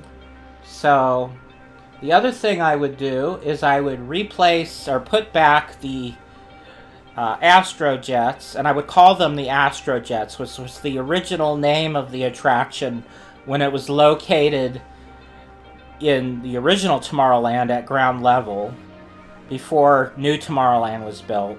So the original name was Astrojets. So I would call these again the Astrojets, and I would move them back to the top of the People Mover station. And I would also bring back the design from the 60s, because I think this still looks very futuristic to me. And like I said, the design is like a callback to the past as well as the future. So I would want to see this classic design for the Astrojets brought back again. So that's pretty self-explanatory what I would want for that. Now the next thing is something that is a brand new idea that I thought of. Oh, the music stopped for a second again. And that would be to include a new dark ride based on WALL-E. And this would be a book report. I like book report dark rides. I'm sorry, Disney Imagineering. There's nothing wrong with a book report dark ride. So, this would be located where Starcade is. So again, that would be where the entrance to the attraction would be. And then I would convert that building into a dark ride. And I would push the building back. I would build more of the building behind it to have enough space to house the full dark ride. And there's plenty of space behind those buildings. It's just empty space back there where cast members walk to and from different buildings that are, you know, backstage areas. So there's plenty of extra space back there. So I would convert that whole thing into a Wall-E dark ride. So that would be the building area between where Space Mountain is and where the Star Trader, which would remain a gift shop, but it would be rethemed. And it would be themed to, it would be the exit to the Hall of Science, so it would have that same theme, would be part of the gift shop. But it would still remain a gift shop. And then next to the gift shop would be the Wall-E dark ride. So, does that make sense? So the next thing I would do is the current plans for Space Mountain in Tokyo would be implemented in California as well. Basically the same interior, just the exterior would be updated and made to look more... to me, this looks both futuristic and past, like Googie style architecture mixed with postmodern futurism. And that's exactly the look I want for this new Tomorrowland. So this is a perfect fit for what the new Tomorrowland will be. But the attraction itself is not going to change. Just the exterior. And maybe part of the queue will be updated. But the actual ride will be the same. And speaking of Space Mountain, I would bring back the space stage. So imagine Space Mountain in the back here being the new version of Space Mountain rather than the current version would be behind the stage. But this would return to being an amphitheater. It would take the roof off and reconvert this back into an outdoor theater where live entertainment and character shows take place. It won't be an indoor theater. There will be no 3D show. The novelty of 3D shows has completely worn off, and it's the type of attraction you see it once and then you're done. There's really no need to see this 3D attraction more than once, maybe a couple times, and then you get sick of it. So bring back live bands, and instead of having shows in Fantasyland that are character shows, bring them back here, and then you can do something else with the Fantasyland theater area in Fantasyland. So this theater, as it is now, is not being used for anything. It's wasted space. So bring back live shows to Tomorrowland, and then you can do something else with the theater in Fantasyland. So that's what I would do. I would bring back the original space stage. And also, I feel like it makes this area seem more purposeful and like it was designed to be this. When they put the roof on it and made it a theater, I think it messed up the whole look of the area. So I would bring that back. Next door, was currently Pizza Planet. That whole building would become Mission Space Restaurant, which is based on the space-themed restaurant that recently opened at Epcot. In fact, it's going to be almost an exact clone, where you look out the windows and you see scenes of outer space as if you're a satellite orbiting planet Earth. And it's a sit-down table service restaurant. which I feel that Disneyland Park is in need of more sit-down restaurants. It really only has 2, like fully sit-down table service restaurants, both in New Orleans Square. It has some nicer places, but they're buffeterias. The only like real sit-down, non-fast food, non-buffeteria is currently Blue Bayou and the Cafe Orleans. So we need to have one on the other side of the park, and this would be perfect for Tomorrowland. And it would definitely fit in the space that's currently being used for Red Rockets, or it used to be Red Rockets. Now it's just called Pizza Planet. So that would get replaced with this. So the next one is, what do you do with the carousel building? And I've talked about this before, but because we're talking about Tomorrowland, this is what I would do with the carousel theater. It would turn back into a carousel show. But instead, it would use the same theme song, There's a Great Big Beautiful Tomorrow, because it still fits what I want to do with this. And you would transition from scene to scene while listening to the song. But each scene would be representing an era of the past and how in the past they envisioned the future would be. So the whole looking back at tomorrow segment from the original Horizons, it sort of takes its idea from that concept. So the first room in the theater show would show you how the future was envisioned at the turn of the 20th century. So you can see here where the picture that says Atlantic City, this is a glance at the future, and it has Jules Verne from Horizons. So it sort of shows you how we thought the future would be back in like 1900. And then you would move to the next room, and it would show you the future as it was envisioned in the Art Deco era. So again, I took this picture of the robot from Horizons, and then down in the bottom corner, that gold picture shows you some Art Deco concepts of how the future would look. And then the picture sort of catty-cornered from the robot shows you a picture from Popular Mechanics magazine from the 20s that showed you how they saw the future would look as envisioned in the 20s. So the second room would be the Art Deco look, which would be the 20s and 30s and into the 40s. Look at the future. Then the next room would be the mid-century future. And this is another picture down at the bottom. The Neon City was from the 1950s future from the Horizons attraction.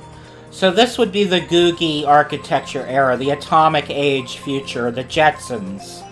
And up at the top corner you see the Jetsons, type architecture. So the third room would be that vision of the future. So we're not talking about being in someone's kitchen anymore. This is like a big stage filled with different scenes and things. And I'm not sure exactly who would host it, or if it would just be not really hosted by any specific character, or even if animatronics are necessarily... There would be animatronics, but they might just be part of different things that they're discussing. And then the final picture down here is sort of the 80s view of what the future would be like. So we're talking Star Wars, Blade Runner, that era of the future, that sort of late 20th century vision of what the future would be. Early Epcot, all that type of stuff. So then, that would be the final scene. So you're asking yourself, what about the future as we see it now? Well, that would be the finale, which would be on the second floor of the Carousel Theater. Just like in the original Carousel of Progress, at the end of the show, you went up an escalator to the second floor. At the end of Carousel of Tomorrow, the Carousel Theater portion, You would go up an escalator to the second floor, and in there would be, it could be called Project Tomorrow, it could be called Tomorrow Expo, or something like that. And it would just be sort of like what Innoventions used to be. Interactive exhibits showing the technology predicted for the future as we see it today. And the advantage to having this be on the second floor is this could be changed out continuously as technologies change and ideas change. See, the tomorrows of the past are set in stone. That's not going to change. So you don't have to worry about what's downstairs ever getting outdated, because that time has come and gone and it's not going to change. But the advantage to having the present day stuff on the second floor as an interactive exhibit is it can continuously be changed out. As different technologies come around, we can add them, we can take outdated stuff out, and so this can be like forever green. It can be, always showing what the future is going to be for years and years and years to come. And we can have different corporate sponsorships, sponsor different exhibits, and all that sort of stuff. So then that's how that attraction would work. And I'm calling it Carousel of Tomorrow. And it would also include the original theme song, There's a Great Big Beautiful Tomorrow, because it fits for this. So that's my idea for what they should do to the Carousel Theater. Now moving on to the more outdoorsy part of the land. These are my ideas for Autopia, which I would keep Autopia, but I would definitely update it to the maximum. New vehicles that are electrically powered and also self-driven, and they would not have tracks. The tracks would be guided by a track, but it would be underground and you wouldn't see it. So it would look like there's no track when there actually is. So, and you would not be driving it. You'd be sitting in the car, and there would be a screen in the car, like most cars, new cars have today. They have screens. And the screen would talk about the future of transportation, and there'd be music and all sorts of stuff happening as you go through what essentially is going to be a metropolis of the future, which is what you're seeing here. You'd see high-rise buildings up on podiums like they had in the Jetsons show, but they would be a little bit more modern looking, like this picture on the left here, but same idea. So you would be driving through this sort of community of the future, this sort of suburbia of the future, driving in your electric vehicle all around this heavily landscaped, but also with all these fun buildings and things all around you. So there'd be a lot to see. It wouldn't be about just driving a car. It would be about all the scenery and everything you would see during the attraction. So that would be my idea for Autopia. One thing I always wanted Disneyland to have, and Knott's Berry Farm had it, I think they still do, Magic Mountain has it, and that would be a sky tower. So I would place a sky tower in Tomorrowland. That's a high tower that you go up in an elevated circular observation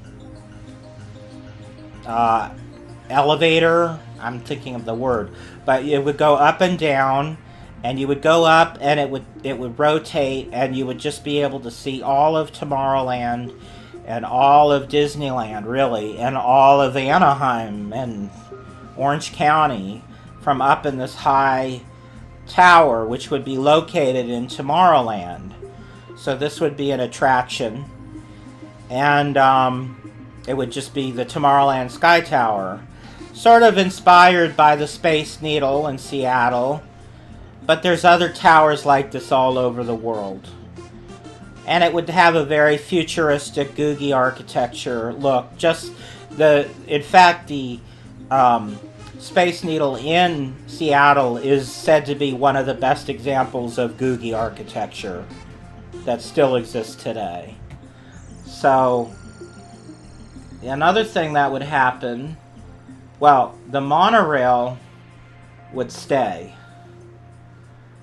and not really change.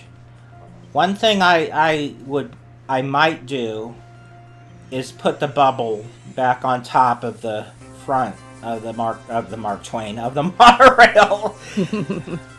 You know, I love the design of the current monorail, but one thing I might do to update it, make it more fun, is to return the bubble dome on the top of the front car, which would be very easy to just add that to the current trains. Just cut a hole in it and put the bubble up there. But in order to make that fun, you'd have to let people ride in the front again. I don't know that they allow that anymore, but I would allow it in my Tomorrowland. 9/11 was over 20 years ago. I don't think we're worried about that anymore as much, because that's when they stopped letting you sit in the front for whatever reason. So the Tomorrowland Terrace would remain an outdoor fast food place. So we have two restaurants. We have the Tomorrowland Terrace, and then we have the Space Station restaurant. So we still have two restaurants in Tomorrowland. And this I would be pretty much keeping the current, because they've kind of gone back to Raleigh Crump's design, and I would keep that. That's kind of the look I'm going for all of Tomorrowland. So I'm kind of going back to this aesthetic.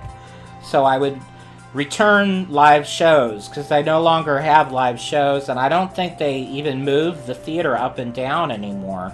But I would bring all that back and have dancing and live shows again. And it would be the big outdoor fast food eatery of this part of the park, which I guess it still is, but it'll remain so. Another thing I want to do is bring back the Skyway.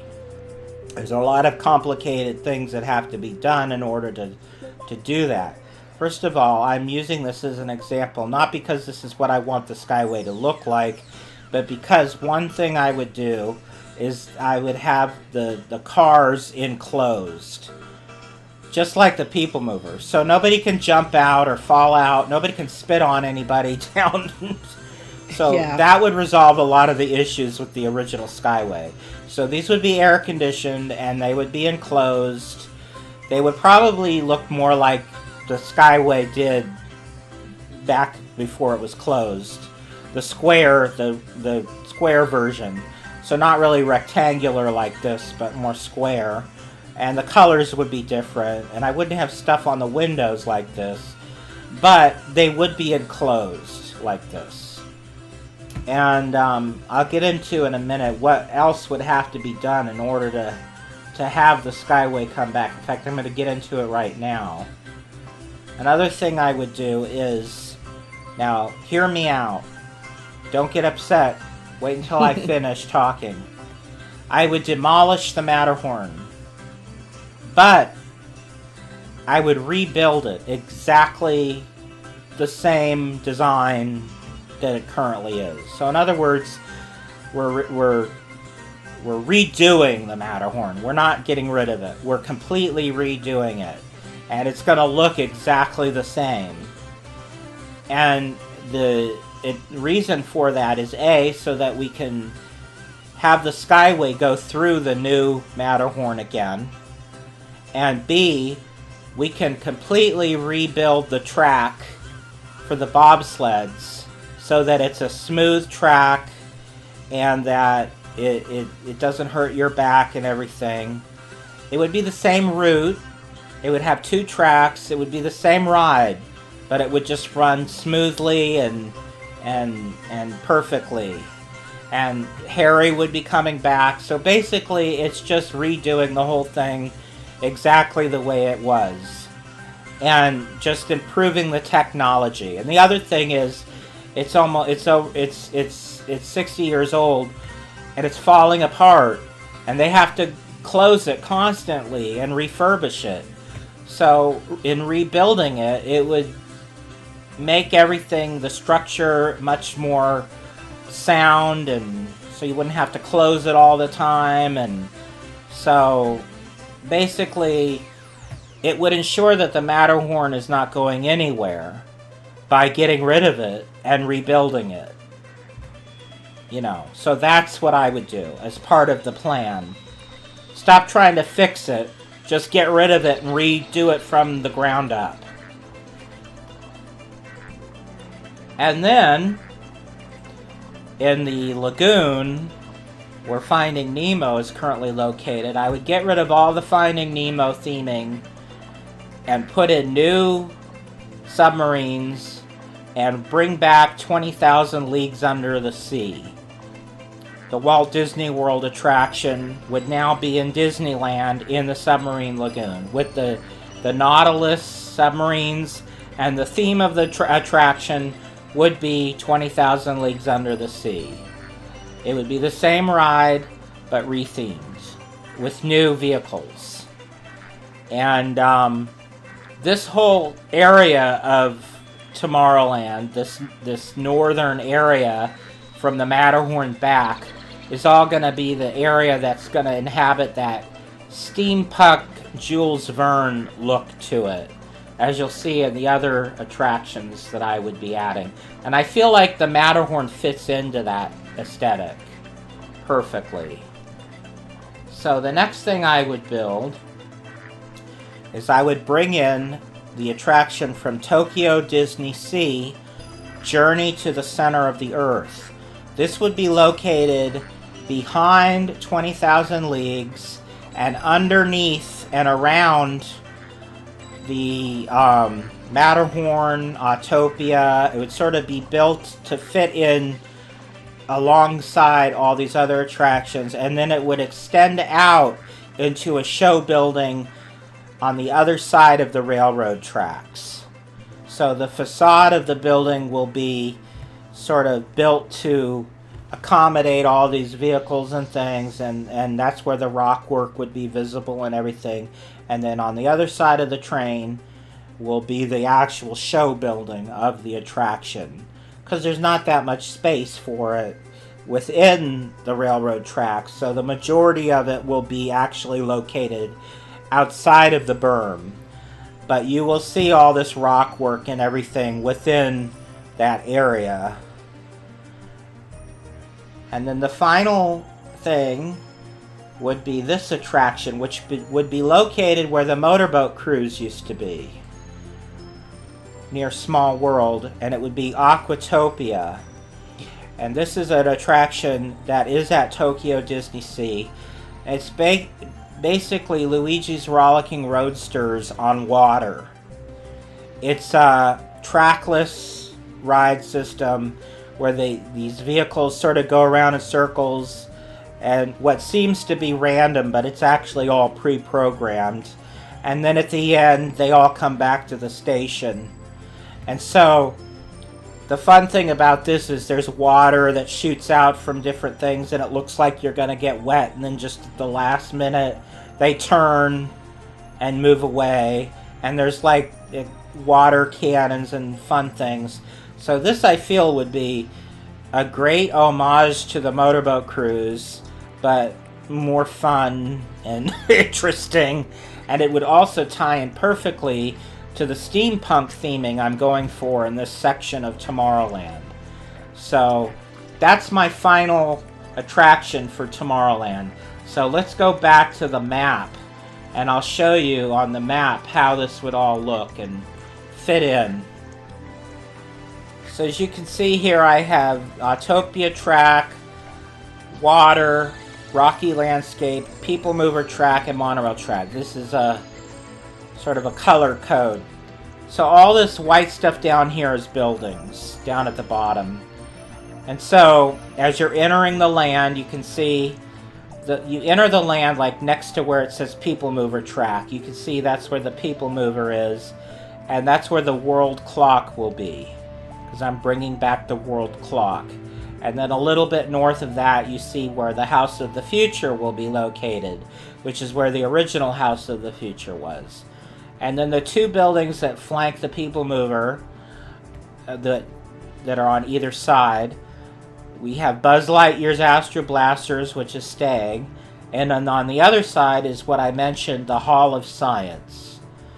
And as you can see down at the bottom, I've extended this building out with a show building area to accommodate all the extra things that are going to get added to this building, which include the Wall-E Dark Ride and all the exhibits planned for the Hall of Science.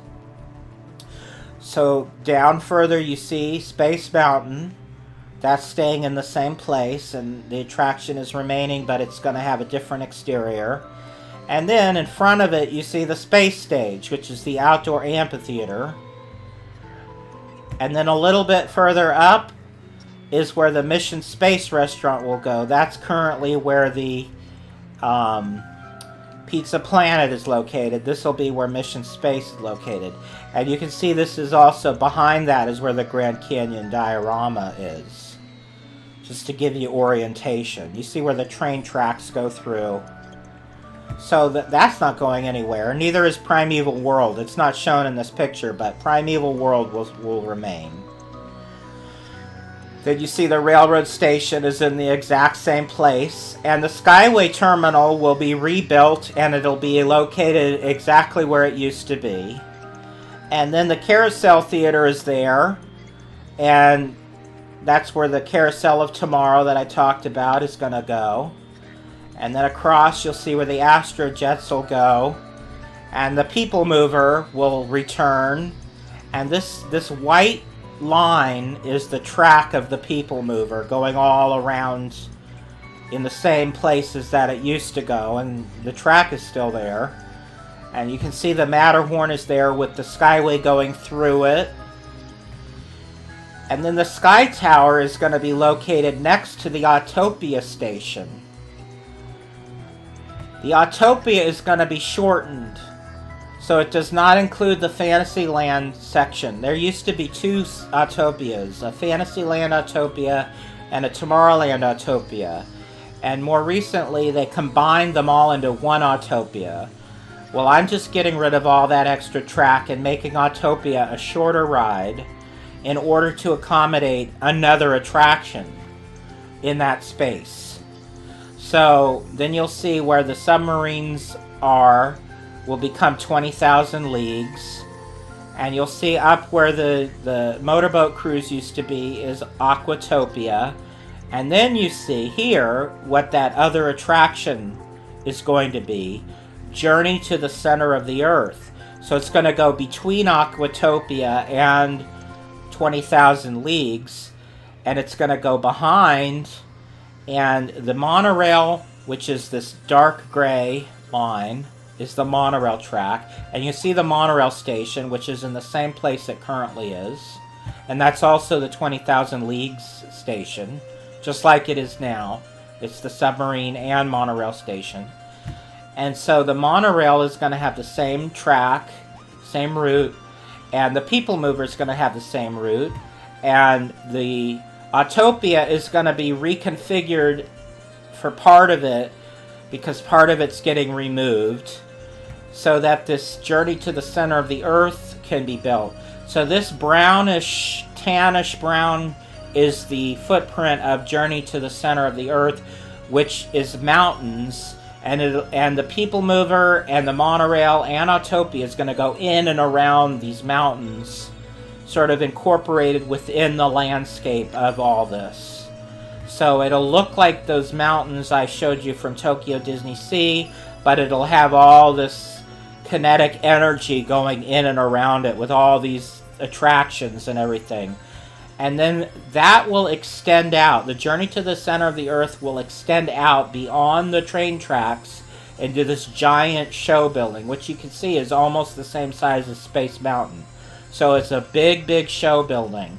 So the mountain part will be the facade of it, but the cars will go all the way back for the main part of the ride will be in this giant show building on the other side of the railroad track. So it'll go underneath the railroad into the show building. And then when the ride's over, it'll come back And the station is this white rectangle right here. So this is where you get on the ride. And then you go through here for part of the ride. And you go in and around. And sometimes you'll go outside of the mountains and you'll see the vehicles. And then you'll go into the show building eventually. And the majority of the ride will be in there. And then at the end, you'll come back to the load station. So that's how that will work, if that makes any sense.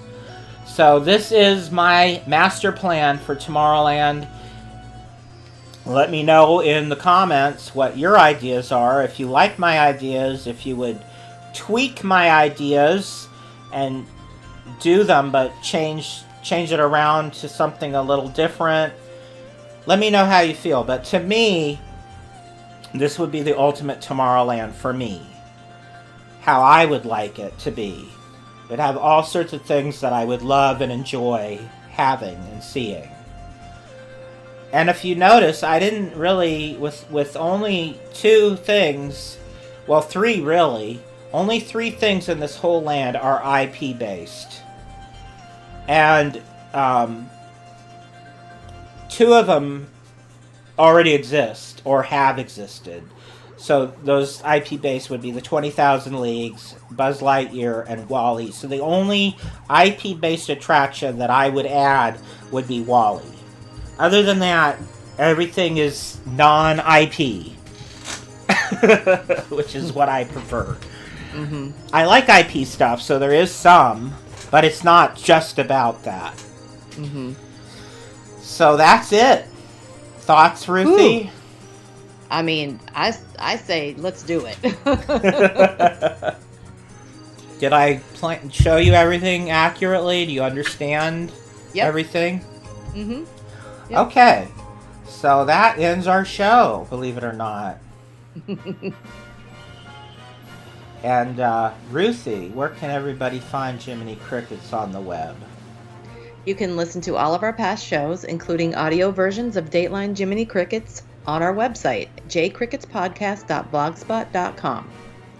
You can also listen to us on Apple Podcasts under the name Jiminy Crickets. That's with an exclamation point, and be sure to leave us a 5-star review. Over on our YouTube channel, we share updates to the Disney Chris website, including the Disneyland Magical Audio Tour, as well as past episodes of the Jiminy Crickets podcast and Dateline Jiminy Crickets. You can find our channel if you search for DisneyChris.com, and remember, .com is spelled out DOTCOM. And don't forget to subscribe and click on the notification bell. You can also join in the conversation over on our Facebook page, Jiminy Crickets Podcast, where you can not only interact with Chris and me and all the fellow Cricketeers, but also stay up to date on all the latest details of our many World Wide Web endeavors. On Facebook, Chris can be found under the name Chris Linden, that's LYNDON as in Lyndon Johnson, and on Twitter at DisneyChris73. If you would like to contact the show with your comments or questions, our email address is DisneyChrisDOTCOM@gmail.com. We would love to hear from you.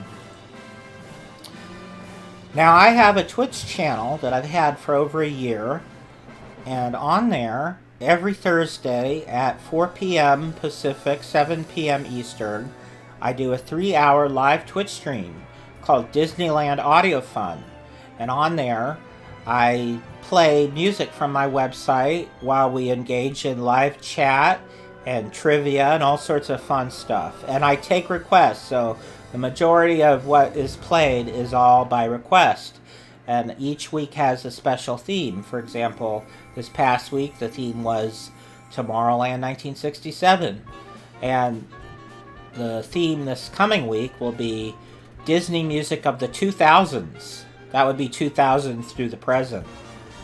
And so we do decade themes and themes of different areas of Disneyland. And it's a lot of fun. And Ruthie's there about 85% of the time. And she joins in the live chat. So to get to that, my Twitch channel is DisneyChris_audio_fun. Sign up to Twitch if you aren't a member of Twitch already. It's free. It's totally free.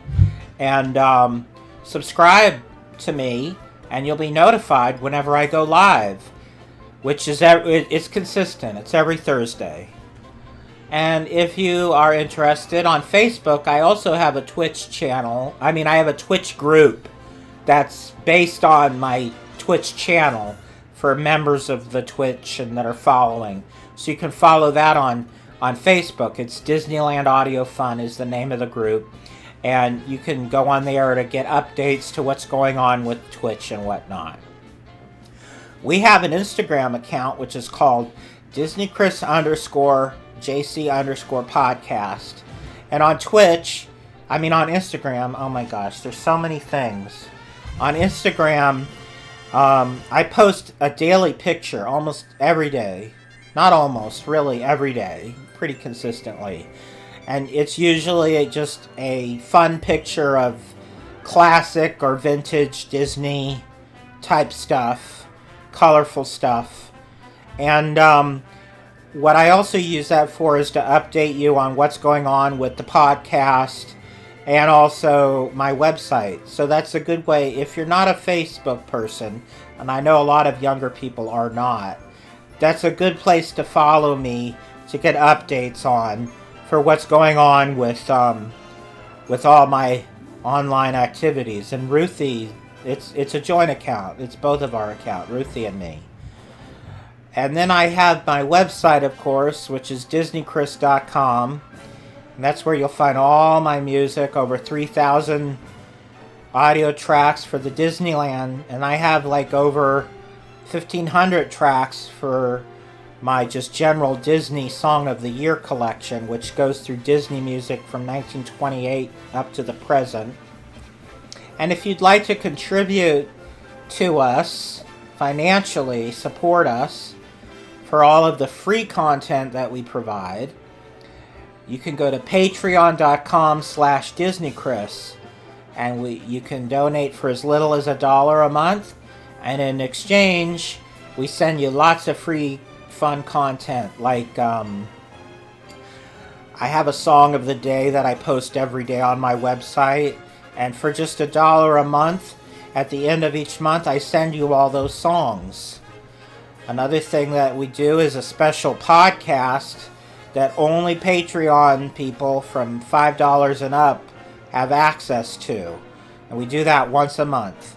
And it's called Down the Rabbit Hole, and it's more of a free-form chat that me and Ruthie do.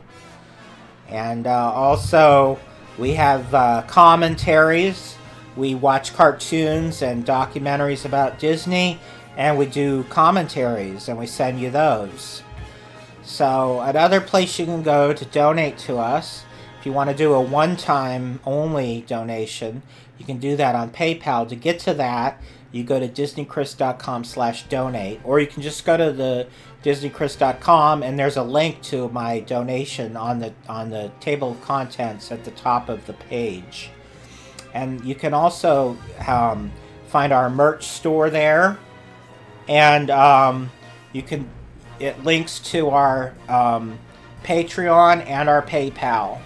And for PayPal, you can make a one-time only donation, and if you do that, I always will send you in return a little care package of thank you stuff, some music and things, so that you get rewarded for your one-time donation with a one-time thank you. And if you become a recurring donator, you can also do that on PayPal. There's a way to do that through PayPal, so you don't have to do it through Patreon.